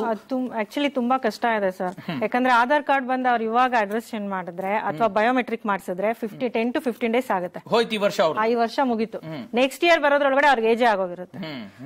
ಸೊ ಆ ಒಂದು ಕಾರಣಕ್ಕೆ ನಮ್ಗೆ ಇನ್ನೂ 15 to 20 days ಎಕ್ಸ್ಟೆಂಡ್ ಮಾಡ್ಲೇಬೇಕು. ಸರ್ಕಾರದವರು ಈ ಡೇಟ್ ಎಕ್ಸ್ಟೆಂಡ್ ಮಾಡ್ಲೇಬೇಕು. ಅವಾಗ ಬೇಕಾದ್ರೆ ನಾವು ಟ್ರೈ ಮಾಡಬಹುದು ಸರ್. ಓಕೆ, ಡೇಟ್ ಎಕ್ಸ್ಟೆಂಡ್ ಮಾಡಬೇಕು. ಹೌದು, ಡೇಟ್ ಎಕ್ಸ್ಟೆಂಡ್ ಮಾಡ್ಲೇಬೇಕು. ಹಾಸನದಿಂದ ವೆಂಕಟೇಶ್ ಕರೆ ಮಾಡಿದ್ರೆ. ವೆಂಕಟೇಶ್ ಹೇಳಿ. ಸರ್, ನಮ್ದು RTI ಇಂದ ಮಗುಗೆ ನಾವು ಸೇರ್ಸಿದ್ವು. LKG UKG 2 ಆಗಿದೆ. ಫಸ್ಟ್ ಸ್ಟ್ಯಾಂಡರ್ಡ್ ತಗೊಳ್ಳಲ್ಲ ಅಂತ ಇದಾರಲ್ಲ ಸರ್. ಡೇಟ್ ಆಫ್ ಬರ್ತ್ ಹೇಳಿ. ಡೇಟ್ ಆಫ್ ಬರ್ತ್ ಯಾರ್ದು ಸರ್? ಮಗುದು ಹೇಳಿ, ನಿಮ್ದು ಬೇಡ. ಮಗುದು 11/1/5ನೇ ತಿಂಗಳು ಸರ್. ಅಲ್ಲ, RTI ಸೇರಿರುವಂತ ಮಗು ಕ್ಲಾಸಿಗೆ ಸ್ವಾಭಾವಿಕವಾಗಿ ಹೋಗುತ್ತೆ. ನೀವ್ ಯಾಕೆ ಮತ್ತೆ ಅಪ್ಲಿಕೇಶನ್ ಹಾಕಕ್ ಹೋಗ್ತೀರಾ? ಮತ್ತೆ ಹಾಕಕ್ ಹೋಗ್ತಾ ಇಲ್ಲ ಸರ್. ಅದು ಹಾಕಿರೋದನ್ನ ನಮ್ದು 1ನೇ ಕ್ಲಾಸಿಂದ ನಿಮ್ದು ಇದಾಗ್ತಾ ಇಲ್ಲ, ಟೆಕ್ನಿಕ್ ಪ್ರಾಬ್ಲಮ್ ಆಗಿದೆ. ಇಲ್ಲ ಈ ಸಮಸ್ಯೆ ಏನಾಗಿದೆ ಅಂದ್ರೆ RTI ಅಲ್ಲಿ STS ಅಲ್ಲಿ ಇರ್ತಕ್ಕಂಥ ಡೇಟಾ ಒಂದ್ ಸ್ವಲ್ಪ ಗೊಂದಲ ಆಗಿತ್ತು. ಆ ಶಾಲೆಯವರು ಏನಾರ ಅದನ್ನ ಇಂಟರ್ಪ್ರೆಟ್ ಮಾಡ್ಬಿಟ್ಟು ನಿಮ್ಗೆ ಹೇಳಿರ್ಬೇಕು. ಯಾವುದೇ ಸಮಸ್ಯೆ ಇಲ್ಲ. ಆ ಶಾಲೆಯಲ್ಲಿ LKG ಇಂದ ಪ್ರಾರಂಭ ಆಗಿ 7ನೇ ಕ್ಲಾಸ್ 8ನೇ ಕ್ಲಾಸ್ ತನಕ ಇದ್ರೆ ಖಂಡಿತವಾಗ್ಲೂ UKG ಆದ್ಮೇಲೆ 1ನೇ ಕ್ಲಾಸಿಗೆ ಆ ಶಾಲೆಯಲ್ಲೇ ಇರುತ್ತೆ. ಯಾವುದೇ ಭಯ ಬೇಡ ಸರ್. ಅದು ಟೆಕ್ನಿಕಲ್ ಪ್ರಾಬ್ಲಮ್, ನೀವು ಫೀಸ್ ಕೊಡ್ಬೇಕು ಅಂತ ಹೇಳ್ತಾ ಇದಾರೆ. ಈಗ ಇಲ್ಲ, ಅದನ್ನ ಬಗೆಹರಿಸ್ತೀವಿ. ಒಂದ್ ನಿಮಿಷ. ಇದಕ್ಕೆ ಸಮಸ್ಯೆ ಇದೆ ಕೆಲವರಿಗೆ, ಹೌದು, ಈ ಸಮಸ್ಯೆ ಇದೆ. ಆದ್ರೆ ಶಾಲೆಯವರಿಗೂ ಗೊತ್ತಿಲ್ಲ, ಯಾಕಂದ್ರೆ ಅವ್ರಿಗೆ ಹಣ ಮರುಪಾವತಿ ಆಗಿಲ್ಲ. ಹಾಗಾಗಿ ಅವರು ಆತಂಕದಲ್ಲಿ ಹೇಳಿರ್ಬೋದು. ಆದ್ರೆ ಒಂದ್ ನಿಮಿಷ ಇರಪ್ಪ, ಆಗದೆ ಇರೋದಕ್ಕೂ ನಮ್ಮನ್ ದುಡ್ಡು ಕೇಳೋದಕ್ಕೂ ಸಂಬಂಧನೇ ಇಲ್ಲ. ₹1 ಕೊಡ್ಬೇಡಿ ನೀವು. ಸರ್ಕಾರ ಮತ್ತೆ ಆಡಳಿತ ಬಿಟ್ಟು ವಿಚಾರ ಇದು. ನೀವು ಪೋಷಕರ ಕಂಪ್ಲೇಂಟ್ ಕೊಡಿ. ಇದು ಈ ಗೊಂದಲ ಕೆಲವರಲ್ಲಿ ಆಗಿದೆ. ಈಗ ಅವರಿಗೆ ಅಲ್ಲ, ಒಂದ್ ನಿಮಿಷ ಕೇಳ್ಕೊಂಬಿಡಿ. 3ನೇ ಸುತ್ತಲ್ಲಿ ಅದಕ್ಕೋಸ್ಕರ ಸರ್ಕಾರ ಅವಕಾಶ ಮಾಡಿಕೊಡ್ತಾ ಇದೆ. ಇದು ಅಧಿಕಾರಿಗಳು ಮಟ್ಟದಲ್ಲಿ ಆಗಿರ್ತಕ್ಕಂಥ ಲೋಪ ಆಗಿರೋದ್ರಿಂದ ಅಂತವೂ ಸೇರಿಸ್ಕೊಂಡು ಅದನ್ನ ಫಿಕ್ಸ್ ಮಾಡೋ ಅಂತ ಕೆಲಸ ಮುಂದಿನ ತಿಂಗಳಲ್ಲಿ ಆಗತ್ತೆ. ನೀವು ಭಯ ಬೀಳೋದ್ ಬೇಡ, ದುಡ್ಡು ಕೊಡೋದ್ ಬೇಡ ಅಷ್ಟೇ. ಅವ್ರಿಗೆಲ್ಲ ಡಿಡಿಪಿ ಸರ್ಗೆಲ್ಲ ಹೇಳಿದೀವಿ. ಆಯ್ತು, ಆಗಲ್ಲ. ಮುಂದಿನ ಅದಕ್ಕೆ ಒಂದು ವ್ಯವಸ್ಥೆ ಆಗಿದೆ, ಆಗತ್ತೆ. ಇಲ್ಲ, ಈ ಗೊಂದಲಗಳು ಕರೆ ಮಾಡಿದ್ದು ಬಾಲರಾಜ್ ಅವರು ಹೇಳಿ. ಅದೇ ಈ ಸಲ ಈ ಆಧಾರ್ ಕಾರ್ಡ್ ಅಲ್ಲಿ ಟೆಲಿಫೋನ್ ನಂಬರ್ಸ್ ಅಂತ ಕೊಟ್ಟಿದ್ದಾರೆ ಸರ್. BPL ಕಾರ್ಡು ಅಥವಾ ಈ ಸ್ಲಮ್ ಅಲ್ಲಿ ಇರೋರು ಅವರು ಆಧಾರ್ ಕಾರ್ಡ್ ಮಾಡೋದು 3 ವರ್ಷ 4 ವರ್ಷ ಹಿಂದೆ ಮಾಡಿದ್ರು, ಅವಾಗ ಕಳ್ಕೊಂಡಿದ್ದಾರೆ. ಅವ್ರ ಹತ್ರ ಆ ನಂಬರ್ ಇಲ್ಲ. ಇವಾಗ ಅಪ್ಡೇಟ್ ಮಾಡಕ್ ಹೋದ್ರೆ ಅಲ್ಲಿ ತಗೊಳ್ತಾ ಇಲ್ಲ. ತಿರ್ಗಾ ಅವರು ಅದು ಕರೆಕ್ಷನ್ ಮಾಡಕ್ ಹೋಗ್ಬೇಕಂದ್ರೆ ತಿರ್ಗಾ ಅವರು ಸೈಬರ್ ಸೆಂಟರ್ಗೆ ಹೋಗಿ ಅದು ಅಪ್ಡೇಟ್ ಮಾಡಿ ತಿರ್ಗಾ ಅದು ಅವ್ರಿಗೆ ಬರಕ್ಕೆ ಕಮ್ಮಿ ಅಂದ್ರೂ 1 ತಿಂಗಳಾಗ್ತಾ ಇದೆ. ಅಲ್ಲಿ ಟೈಮ್ ಮಾಡಕ್ಕಾಗಲ್ಲ. ಸಿಸ್ಟಮ್ ನಮ್ಗೆ ಯೋಜನೆ ಇದೆ, ನನ್ನ ಮಗುಗೆ ಮುಂದಿನ ವರ್ಷ ಹಾಕ್ಬೇಕು, ಈ ಎಲ್ಲಾ ತಿಳುವಳಿಕೆನೂ ಇದೆ. ನೀವುಗಳು ಎಂಪವರ್ ಮಾಡಿ ಅಂತ ನೋಡಿ. ಆಕ್ಟಿವಿಸ್ಟ್ ಏನ್ ಮಾಡ್ತಾರೆ, RT ಬಂದಾಗ 1 ತಿಂಗಳು ಇವ್ರು ಇದ್ ಮಾಡೋದಲ್ಲ. ನಿಮಗೆ ನಿಜವಾಗ್ಲೂ ಕಾಳಜಿ ಇದ್ರೆ ಇಡೀ ವರ್ಷ ಅದನ್ನ ಎಂಪವರ್ ಮಾಡಿ ತಿಳುವಳಿಕೆ ಕೊಡಿ. ಯಾರು ಬೇಡ ಅಂತಾರೆ? ನಾವು ಕೊಡ್ತೀವಿ, ಮೊದ್ಲೇ ಹೇಳಿರ್ತೀವಿ. ಆದ್ರೆ ಈ ಸಮಸ್ಯೆ ಏನಾಗ್ತಾ ಇದೆ, ಅವರು ಕೊನೆ ಹಂತದ ತನಕ ಬಿಟ್ಕೊಂತಾರೆ. ಆಮೇಲೆ ದ್ರಾಕ್ಷಿ ಯಾಕಂದ್ರೆ ಒಂದು ಸಿಸ್ಟಮ್ ಅಂತ ಸೆಟ್ರೇಟ್ ಮಾಡ್ಬೇಕಾದ್ರೆ ಸರ್ಕಾರ ಸುಲಭ ಅಲ್ಲ. ನಾವು ಇಲ್ಲಿ ಕೂತ್ಕೊಂಡು ಮಾತಾಡ್ಬೋದು, ಅಲ್ಲಿ ರಾತ್ರಿ ಹಗಲು ಕೂತ್ಕೊಂಡು ಸಾಫ್ಟ್ವೇರ್ ಡೆವಲಪ್ ಮಾಡಿ ಅಲ್ಲಿರ್ತಕ್ಕಂಥ ಮೈನ್ಯೂಟ್ ಫಿಕ್ಸ್ ಮಾಡೋದು ಎಲ್ಲವೂ ತುಂಬಾ ಕಷ್ಟ ಇದೆ. ಇವೆಲ್ಲ ಫಸ್ಟ್ ಟೈಮ್ ಇಡೀ ಭಾರತಕ್ಕೆ ನಾವು ಮಾದರಿ ಆಗಿದ್ದೀವಿ ಆನ್ಲೈನ್ ತಂದುಬಿಟ್ಟು. Let us give some space. ನಾನೇನ್ ಹೇಳ್ತೀನಿ, ಶಿಕ್ಷಣ ಇಲಾಖೆಗೆ ಕ್ರೆಡಿಟ್ ಕೊಡ್ತಾ ಇಲ್ಲ, ಆದ್ರೂ ಕೂಡ ನಾವು ಜೊತೆ ಸಹಕರಿಸಬೇಕು, ಸಾರ್ವಜನಿಕರು ಸಹಕರಿಸಬೇಕು. ನಾವು ಹೇಳ್ತಾ ಇದೀವಿ ಸರ್, ಸಾಫ್ಟ್ವೇರ್ ಬಗ್ಗೆ ನಾನು ಮಾತಾಡ್ತಿಲ್ಲ, ತುಂಬಾ ಈಸಿ ಇದೆ. ಆದ್ರೆ ಪೇರೆಂಟ್ಸ್ ಇಂಥವ್ರಿಂದ ಕೂಡ ಯೋಜನಾನುಷ್ಠಾನದ ವೈಫಲ್ಯ ಅಲ್ವಾ ಅನ್ನೋದು. ನೀವು ಯೋಜನೆ ಒಳ್ಳೇದ್ ಕೊಟ್ಟಿದ್ದೀರಾ, ರೀಚ್ ಯಾರಿಗೆ ತಲುಪಬೇಕು ಅವ್ರಿಗೆ ಜಾಗೃತಿ ಕೊಟ್ಟಿಲ್ಲ, ಅವರಿಗೆ ಅವೇರ್ನೆಸ್ ಕೊಟ್ಟಿಲ್ಲ ಅಂದ್ರೆ ನಿಮ್ಮ ವೈಫಲ್ಯ. ಉಪಯೋಗ ಏನು? ಉಪಯೋಗ ಏನು ಮತ್ತು ಯಾರಿಗೆ ಅಂದ್ರೆ ಖಾಸಗಿ 38,000 ತುಂಬಲ್ಲ, ಅನುಕೂಲ ಮಾಡ್ಕೊಳ್ಳಿ. ರೇಡಿಯೋ, ಟಿವಿ, ಪೇಪರು ಎಲ್ಲ ಆಯ್ತು ಸರ್. ನಾನೊಂದು ಮಾತಾಡ, ನಿಮ್ಗೆ ಯಾರೋ ಗುಳೆ ಬಂದು ಕೂಲಿ ಮಾಡ್ರೆ ನಿಮ್ radio, TV, paper, SMS alert ಯಾವ್ದು ನೋಡಲ್ಲ ಸರ್. ಏನ್ ಮಾಡ್ಬೋದು? ನಿಮ್ ಪ್ರಕಾರ ಏನ್ ಮಾಡ್ಬೋದು? ನಮ್ ಪ್ರಕಾರ ನಾನೇನ್ ಹೇಳ್ತೀನಿ, ರೇಡಿಯೋ, ಟಿವಿ, ಮೊಬೈಲು, ಇಂಟರ್ನೆಟ್ ಬಿಟ್ಟು ಆಯಾ ಜಾಗದಲ್ಲಿ ಇರ್ತಕ್ಕಂಥ ಪೊಲಿಟಿಷಿಯನ್ಸ್ ಇದಾರೆ ಅಂದ್ರೆ ವೋಟಿಂಗ್ ಮಾತ್ರ ಅವ್ರ ಹತ್ರ ಹೋಗಿ ಕಾಲಿಗೆ ಬೀಳ್ತೀರಾ? ಇಂಥ ಟೈಮಲ್ಲಿ ಜಾಗ್ರತೆ ಕೊಡಿ ಸ್ವಾಮಿ. ಮುಂದಿನ ವರ್ಷ ನಿಮ್ಮ ಮಕ್ಕಳಿಗೆ ಈಗ ರಾಜಕಾರಣಿಗಳು ಹೇಳ್ತೀನಿ ಕೇಳಿ. ರಾಜಕಾರಣಿಗಳು ಯಾಕೆ ಬರಲ್ಲ ಇದಕ್ಕೆ ಅಂದ್ರೆ ಏನು ಬೆನಿಫಿಟ್ ಅಲ್ಲ, 100 ಜನಕ್ಕೆ ಬರ್ತಾರೆ, ಏನೋ ಹಾಕಪ್ಪ ಅಲ್ಲಿ ಮಾಡಪ್ಪ ಅಂತಾರೆ. ಒಂದ್ 20 ಜನಕ್ಕೆ ಸಿಕ್ಕಿ 80 ಜನಕ್ಕೆ ಸಿಗಲ್ಲ. 20 ಜನಕ್ಕೆ ಸಿಕ್ತವ್ರು ಜೈ ಅಂತಾರೆ, 80 ಜನ ಬಂದು ನನಗ್ ಮಾಡಿಸ್ಕೊಟ್ಟಿಲ್ಲ, ಯಾಕೆ ಅವ್ರಿಗೆ ಮಾಡಿಸ್ಕೊಟ್ಟಿದ್ದೀರಾ ಅಂತ ಜೈ ಮಾಡ್ತಾರೆ. ಅವರು ಇದನ್ನ RT ನ 10ಕ್ಕೆ ಸೇರ್ಸ್ಕೊಳ್ಳಲ್ಲ. ಅಷ್ಟ ಮೇಲೆ ಅವ್ರು ಈ 80 ಜನಕ್ಕೂ ದುಡ್ಡು ಕೊಟ್ಟಿರ್ತಾರೆ, ಓಟ್ ಹಾಕಕ್ಕೆ 20 ಜನಕ್ಕೂ ಕೊಟ್ಟಿರ್ತಾರೆ. ಹಂಗಾಬಿಟ್ಟು ಅವ್ರಿಗೂ ಅಸಡ್ಡೆ. ಆಮೇಲೆ ಜನ ಏನ್ ಗೊತ್ತಾ, ಅವನು ಸಿಕ್ಕಿಲ್ಲ, ನೀವು ಬೇಕು ಅಂತಾನೆ ನನಗೆ ಮಾಡ್ಸಿಲ್ಲ ಅಂತ ಬ್ಲೈಮ್ ಮಾಡ್ತಾರೆ. ರಾಜಕಾರಣಿಗಳು ಇದಕ್ಕೆ ಬರಲ್ಲ. ಈಗ ನೋಡಿ ಸರ್, ನಾವು ಒಂದು ಬೀದಿ ನಾಟಕ ಫಾರ್ಮೇಶನ್ ಮಾಡಿದೀವಿ. ಪ್ರತಿ ಶನಿವಾರ ಭಾನುವಾರ ಎಲ್ಲೆಲ್ಲಿ ನಮ್ಗೆ ಜನ ಸೇರ್ತಾರೆ, ಪಾರ್ಕ್ಗಳು ಅಂತ ಕಡೆ ಎಲ್ಲ ಹೋಗಿ RT ಬಗ್ಗೆ ಅವೇರ್ನೆಸ್ ಮಾಡ್ತಾ ಇದೀವಿ. ಸರ್ಕಾರ ನಯಾ ಪೈಸೆ ಕೊಡ್ತಾ ಇಲ್ಲ. 3 ವರ್ಷದಿಂದ ನಿಸ್ವಾರ್ಥವಾಗಿ ಪ್ರಾಮಾಣಿಕವಾಗಿ ನಾವು ಈ ಕಾಯ್ದೆನ ಉಳಿಸೋದಿಕ್ಕೆ, ಈ ಕಾಯ್ದೆನ ಬೆಳೆಸೋದಿಕ್ಕೆ ನಾವು ಕೆಲಸ ಮಾಡ್ತಾ ಇದೀವಿ. ಇಲಾಖೆ ಏನ್ ಮಾಡ್ತದೆ ಅಂದ್ರೆ, ಯೋಗಾನಂದ್ ಇದಾರೆ ನೋಡ್ಕೋತಾರೆ ಅಂತ ಬಿಟ್ಟು ಆ ತರ ಅವರು ನಾವು ಹೋದ್ರೆ ನಗ್ತಾರೆ. ಸರ್ ನೀವು ಇದ್ದೀರಲ್ಲ ಮಾಡಿ ಅಂತಾರೆ ನಮ್ಗೆ ಇಲಾಖೆ ಅಧಿಕಾರಿಗಳು. ಆ ತರ ಆಗ್ಬಿಟ್ಟಿದೆ. ನಯಾ ಪೈಸೆ ಕೊಡಲ್ಲ. ಅಟ್ಲೀಸ್ಟ್ ಬೀದಿ ನಾಟಕಗಳ ಮುಖಾಂತರ ಅವೇರ್ನೆಸ್ ಮೂಡ್ಸಕ್ಕಾಗಲ್ವಾ ಸರ್? ಇವತ್ತು ಬೆಂಗಳೂರಲ್ಲಿ ಎಷ್ಟು ಸ್ಲಮ್ ಇದೆ, ಒಂದು ದಿನ 4 ಸ್ಲಮ್ ಅಲ್ಲಿ ಒಂದು ಬೀದಿ ನಾಟಕ ಮಾಡಿ, ಪಾಂಪ್ಲೆಟ್ಸ್ ಹಂಚಿ, ಅಲ್ಲಿ ಬಂದವ್ರನ್ನ ಕೌನ್ಸಿಲಿಂಗ್ ಮಾಡಿ, ಎಲ್ಲೆಲ್ಲಿ ಸೆಂಟರ್ ಇದೆ ಅಲ್ಲಿ ಹೋಗಿ ಅಪ್ಲಿಕೇಶನ್ ಹಾಕಿ. ನಮ್ಮ ಹಿರಿಯ ಅಧಿಕಾರಿಗಳು ಒಬ್ಬರಿದ್ದಾರೆ, ಯೋಜನಾ ನಿರ್ದೇಶಕರು, ಸರ್ವ ಶಿಕ್ಷಣ ಅಭಿಯಾನದ ಯೋಜನಾ ನಿರ್ದೇಶಕರು ಶ್ರೀಯುತ ಜಾಫರ್ ಅವರು ನಮ್ಮೊಂದಿಗೆ ಫೋನದಲ್ಲಿದ್ದಾರೆ. ಸರ್ ನಮಸ್ಕಾರ. ನಮಸ್ಕಾರ ಸರ್. ಈಗ ಟೆಕ್ನಿಕಲ್ ಪ್ರಾಬ್ಲಮ್ ಬಹಳ ದೊಡ್ಡದಾಗಿ ಕಂಡು ಬರ್ತಾ ಇದೆ ಸರ್. ಸರ್ವರ್ ವರ್ಕ್ ಆಗ್ತಾ ಇಲ್ಲ, ಹ್ಯಾಂಗ್ ಆಗ್ತಾ ಇದೆ, ನಮ್ಗೆ ಅಪ್ಲಿಕೇಶನ್ ತೆಗೆದುಕೊಳ್ತಿಲ್ಲ ಅಂತ. ತಾವು ಹಿರಿಯ ಅಧಿಕಾರಿಗಳು ಈ ಸಮಸ್ಯೆನ ಹೇಗೆ ಬಗೆಹರಿಸಬಹುದು? ಏನಾದ್ರು ಕ್ರಮ ಕೈಗೊಂಡಿದ್ದೀರಾ? ಏನ್ ಕತೆ ಸರ್?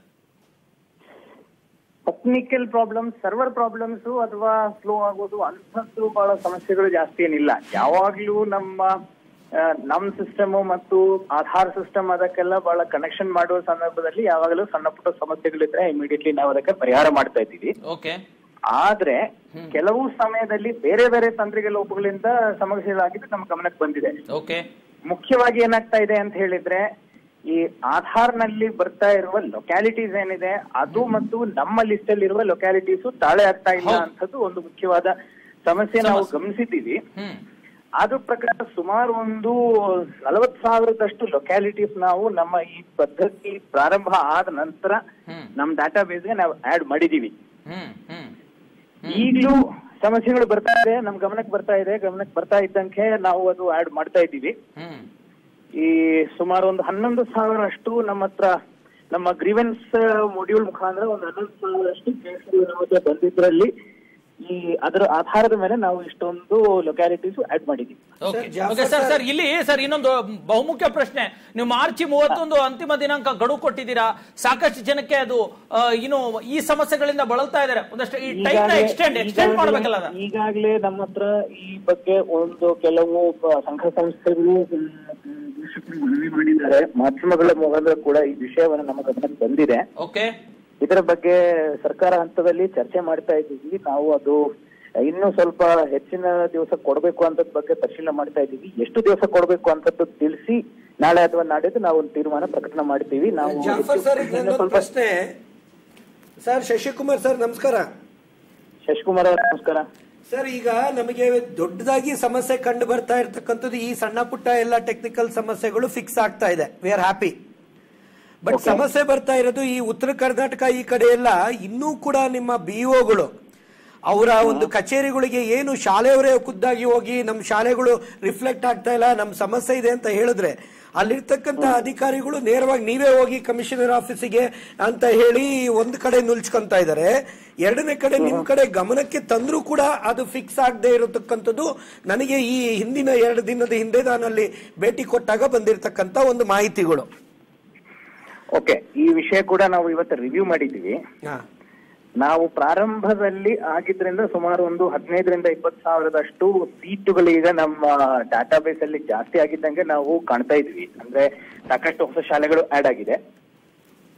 ಎರಡನೇದಾಗಿ ಈಗ ನಾವೇನ್ ಮಾಡ್ತಾ ಇದ್ದೀವಿ ಅಂತ ಹೇಳಿದ್ರೆ ಯಾವ ಯಾವ ಶಾಲೆಗಳಲ್ಲಿ ಸೀಟ್ ಎಷ್ಟಿದೆ ಮತ್ತು ಇಲ್ಲಿವರೆಗೂ ಎಷ್ಟು ಅರ್ಜಿಗಳು ಬಂದಿದೆ ಅಂತದ್ದು ಒಂದು ಅನಾಲಿಸಿಸ್ ಮಾಡಿ ಎಲ್ಲಿ ಎಲ್ಲಿ ಅರ್ಜಿಗಳು ಕಡಿಮೆ ಬಂದಿದೆ ಆ ಭಾಗದಲ್ಲಿ ಇನ್ನೂ ಸ್ವಲ್ಪ ಹೆಚ್ಚಿನ ರೀತಿಯಲ್ಲಿ ಪ್ರಚಾರ ಮಾಡಬೇಕು ಅಂತದ್ದು ಕೂಡ ಇವತ್ತು ಒಂದು ಚರ್ಚೆ ನಾವು ಮಾಡಿದೀವಿ. That is a good development. ಆದ್ರೆ ನಿಮ್ ಬಿಇಒಗಳು ಅದಕ್ಕೆ ಸ್ಪಂದಿಸ್ತಾ ಇಲ್ವಲ್ಲ ಸರ್ ಆ ಭಾಗಗಳಲ್ಲಿ? ಅದಕ್ಕೆ ಏನಾರ ಕ್ರಮ ತಗೊಳಕ್ಕಾಗತ್ತಾ? ಈಗ ಕಳೆದ ವಾರ ನಾವು ಎಲ್ಲ ಬಿಇಒಗಳು ಮತ್ತು ಜಿಲ್ಲಾ ಉಪನಿರ್ದೇಶಕರ ಜೊತೆಗೆ ನಾನು ಮತ್ತು ಆಯುಕ್ತರು ಸೇರಿ ಒಂದು ವಿಡಿಯೋ ಸಂವಾದ ನಡೆಸಿದ್ದೇನೆ. ಇನ್ನು ಈ ವಾರದಲ್ಲಿ ಇನ್ನೊಮ್ಮೆ ಅದಕ್ಕೆ ಫಾಲೋ ಅಪ್ ಮಾಡಿ ಇನ್ನೂ ಒಂದು ಸಂವಾದ ನಡೆಸಿ ಇನ್ನೆಲ್ಲಿ ಸಮಸ್ಯೆಗಳು ಬರುತ್ತೆ ಬ್ಲಾಕ್ ವಾರು ನಮ್ಮ ಶಾಲೆಗಳು. ಲಾಸ್ಟ್ ಒಂದು ಪ್ರಶ್ನೆ ಸರ್, ದಯಮಾಡಿ ನೀವು ಡೇಟ್ ಅನ್ನ ಎಕ್ಸ್ಟೆಂಡ್ ಮಾಡಿ ನಾವು ಕೋಆಪರೇಟ್ ಮಾಡ್ತೀವಿ. ಹಂಗಂತ ಬರೀ ಅದನ್ನೇ ಇಟ್ಕೊಂಡು ನಮಗೆ ಪ್ರಕ್ರಿಯೆಯನ್ನ ಬೇಗ ಮಾಡಿ ಮುಗಿಸ್ಬೇಕಾಗತ್ತೆ. ಯಾಕೆಂದ್ರೆ ನಮಗೆ ತೊಂದರೆ ಆಗತ್ತೆ ಅನ್ನೋದು ಮೊದಲು ಕೂಡ ಮನವಿ ಮಾಡಿದ್ವಿ, ಫೆಬ್ರವರಿ ಒಳಗೆ ಮುಗಿಸ್ಕೊಡಿ ಅಂತ. ಈ ಸಲ ಪ್ರಥಮ ಆಗಿರೋದ್ರಿಂದ ನಾವು ಕೋಆಪರೇಟ್ ಮಾಡ್ತೀವಿ. ಹಂಗಂತ 15-20 ದಿನ ಎಲ್ಲ ಎಕ್ಸ್ಟೆಂಡ್ ಮಾಡಿದ್ರೆ ನಾವು ಒಪ್ಪಲ್ಲ ಸರ್. ಸರ್ ಯೋಗಾನಂದ್ ಮಾತಾಡ್ತೀನಿ. Okay sir, Yoganand. ಹೇಳಿ ಯೋಗಾನಂದ್ ಅವರೇ. ಸರ್, ಇವತ್ತು ನಿಮ್ಗೆ ಒಂದಷ್ಟು ಕಳಿಸಿದ್ದೆ, ಮತ್ತೆ ಅಡ್ರೆಸ್ ಡು ನಾಟ್ ಮ್ಯಾಚ್ ಅನ್ನೋದು ಸ್ಟಿಲ್ ನಾವು ಕಂಟಿನ್ಯೂ. ಹೌದು, ಕೆಲವು ಅಡ್ರೆಸ್ಗಳು ಬಹುಶಃ ನೀವು ಇವತ್ತು ಯಾವ್ದೋ ಒಂದು ಸೆಕೆಂಡ್ ಸ್ಟೇಜ್ ಒಂದು ಕಳ್ಸಿದಿರಿ, ಅದು ಆಡ್ ಮಾಡಿಸ್ತಾ ಇದ್ದೀವಿ. ಈಗ ಶಶಿಕುಮಾರ್ ಅವರು ಹೇಳಿದ್ದಕ್ಕೆ ಒಂದು ಉತ್ತರ ಫಸ್ಟ್ ಹೇಳ್ಬಿಡ್ತೀನಿ. ಇಲ್ಲಿವರೆಗೂ ಏನಾಗ್ತಿತ್ತು ಅಂತ ಹೇಳಿದ್ರೆ ನಾವು ಫಸ್ಟ್ ಬಹಳಷ್ಟು ವೆರಿಫಿಕೇಶನ್ಸ್ ಮಾಡದೆ ನಮ್ಮ ಅಪ್ಲಿಕೇಶನ್ಸ್ ನಾವು ತಗೊಂಡ್ಬಿಡ್ತಿದ್ವಿ. ಈ ಸಲ ಸಮಸ್ಯೆ ಅಪ್ಲಿಕೇಶನ್ಸ್ ಎಲ್ಲ ಬಂದು ಅದಾದ್ಮೇಲೆ ಅದು ವೆರಿಫಿಕೇಶನ್ಗೆ ಅಂತ ಹೇಳ್ಬಿಟ್ಟು ಒಂದು 2 ದಿನಗಳಷ್ಟು ಆಗ್ತಾ ಇತ್ತು. ಸರ್, ಆ ಸಮಯ ಈ ಸಲ ಕಡಿತ ಆಗತ್ತೆ, ಅದು ಗೊತ್ತಾಗಿದೆ ಸರ್. ಮಾಡ್ತೀವಿ ಒಂದ್ ನಿಮಿಷ. ಈಗ ನಾವೇನ್ ಮಾಡ್ತೀವಿ ಅಂತ ಹೇಳಿದ್ರೆ ಈಗಾಗಲೇ 1,45,000 ಅರ್ಜಿಗಳು ಬಂದಿದ್ರಲ್ಲಿ ಸುಮಾರು 1,35,000 ಅರ್ಜಿಗಳದ್ದು ಪರಿಶೀಲನೆ ಕೂಡ ನಾವು ಈಗಾಗಲೇ ಮುಗಿಸಿದೀವಿ ನಮ್ಮ ಹಂತದಲ್ಲಿ. ಸರ್, ಈಗ CWSN ಇಶ್ಯೂ ನಿಮ್ಗೆ ಕೊಟ್ಟಿದ್ನಲ್ಲ ಸರ್, ಓಕೆ, ಅದು ಏನ್ ಸೆಟ್ರೇಟ್ ಆಗ್ತಾ ಇದೆ ಸರ್? ಅದು ಸೆಟ್ರೇಟ್ ಮಾಡ್ತೀವಿ. Okay, thank you sir. ಜಬರ್ದಸ್ತ್ ನಮ್ಮೊಂದಿಗೆ ಮಾತನಾಡಿದ್ರಿ, ಅಮೂಲ್ಯ ಒಂದು ಅಭಿಪ್ರಾಯವನ್ನ ಹೇಳಿದಿರಾ. ದಯವಿಟ್ಟು ಆ ಟೆಕ್ನಿಕಲ್ ಸಮಸ್ಯೆಗಳನ್ನ ಬಗೆಹರಿಸಿ ನಿಜವಾಗ್ಲೂ ಮಕ್ಕಳಿಗೆ ಯಾರಿಗೆ ತಲುಪಬೇಕು ಅವರಿಗೆ ತಲುಪುವಂತ ಅದ್ರಲ್ಲಿ ನೀವು ಕೂಡ ದುಡಿತೀರಾ ಅನ್ನೋಂಥ ನಂಬಿಕೆಯೊಂದಿಗೆ ನಿಮಗೆ ಮತ್ತೊಮ್ಮೆ ಧನ್ಯವಾದ ಹೇಳ್ತಾ ಇದ್ದೀನಿ. Thank you very much. ಇದು ಇವತ್ತಿನ ವಿಶೇಷ ಚರ್ಚೆ. 4 ಜನರಿಗೂ ಕೂಡ ಚರ್ಚೆಯಲ್ಲಿ ಭಾಗವಹಿಸಿದ್ದಕ್ಕೆ ಥ್ಯಾಂಕ್ ಯು ವೆರಿ ಮಚ್. ಇನ್ನು ಈ ಸಮಸ್ಯೆ ಬಗೆಹರಿಯೋದಿಲ್ಲ, ಮತ್ತೆ ಸೇರೋಣ. ಯಾಕಂದ್ರೆ ನಮ್ಮದು ಕೂಡ ಉದ್ದೇಶ ಇದೆ ಜನಶಿದು, ಯಾರು ಉಳ್ಳವರಿದ್ದಾರೆ ಮತ್ತು ಯಾರು ಅರ್ಹರಿದ್ದಾರೆ ಅವ್ರಿಗೆ ತಲುಪಬೇಕು. ಇದು ಸರ್ವ ಶಿಕ್ಷಣ ಅನ್ನುವಂಥದ್ದು ಒಂದು ಶಿಕ್ಷಣದ ಇದು. ಅಲ್ಲಿವರೆಗೂ ಕೂಡ ಜನಶಿ ಹೋರಾಟ ಮಾಡುತ್ತೆ. ಯಾಕಂದ್ರೆ ಶ್ರೀಮಂತರ ಮಕ್ಕಳಿಗೆ ಈ ತರದ ಅನುಕೂಲ ಶಿಕ್ಷಣ ಸಿಗದೇ ಇದ್ರು ಪರವಾಗಿಲ್ಲ, ನಿರ್ಗತಿಕ ಬಡವ ಬಲ್ಲಿದ ಒಬ್ಬ ಮಗುಗೆ ಸಿಗಬೇಕು ಅನ್ನುವಂಥದ್ದು ನಮ್ಮ ಒಂದು ಆಶಯ. ಈ ಆಶಯನ ಮುಂದೆ ಇಟ್ಕೊಂಡು ನಾವು ಮತ್ತೆ ಚರ್ಚೆಯನ್ನು ಮುಂದುವರಿಸ್ತೀವಿ. ಇದು ಇವತ್ತಿನ ವಿಶೇಷ ಚರ್ಚೆ. ನಮಸ್ಕಾರ.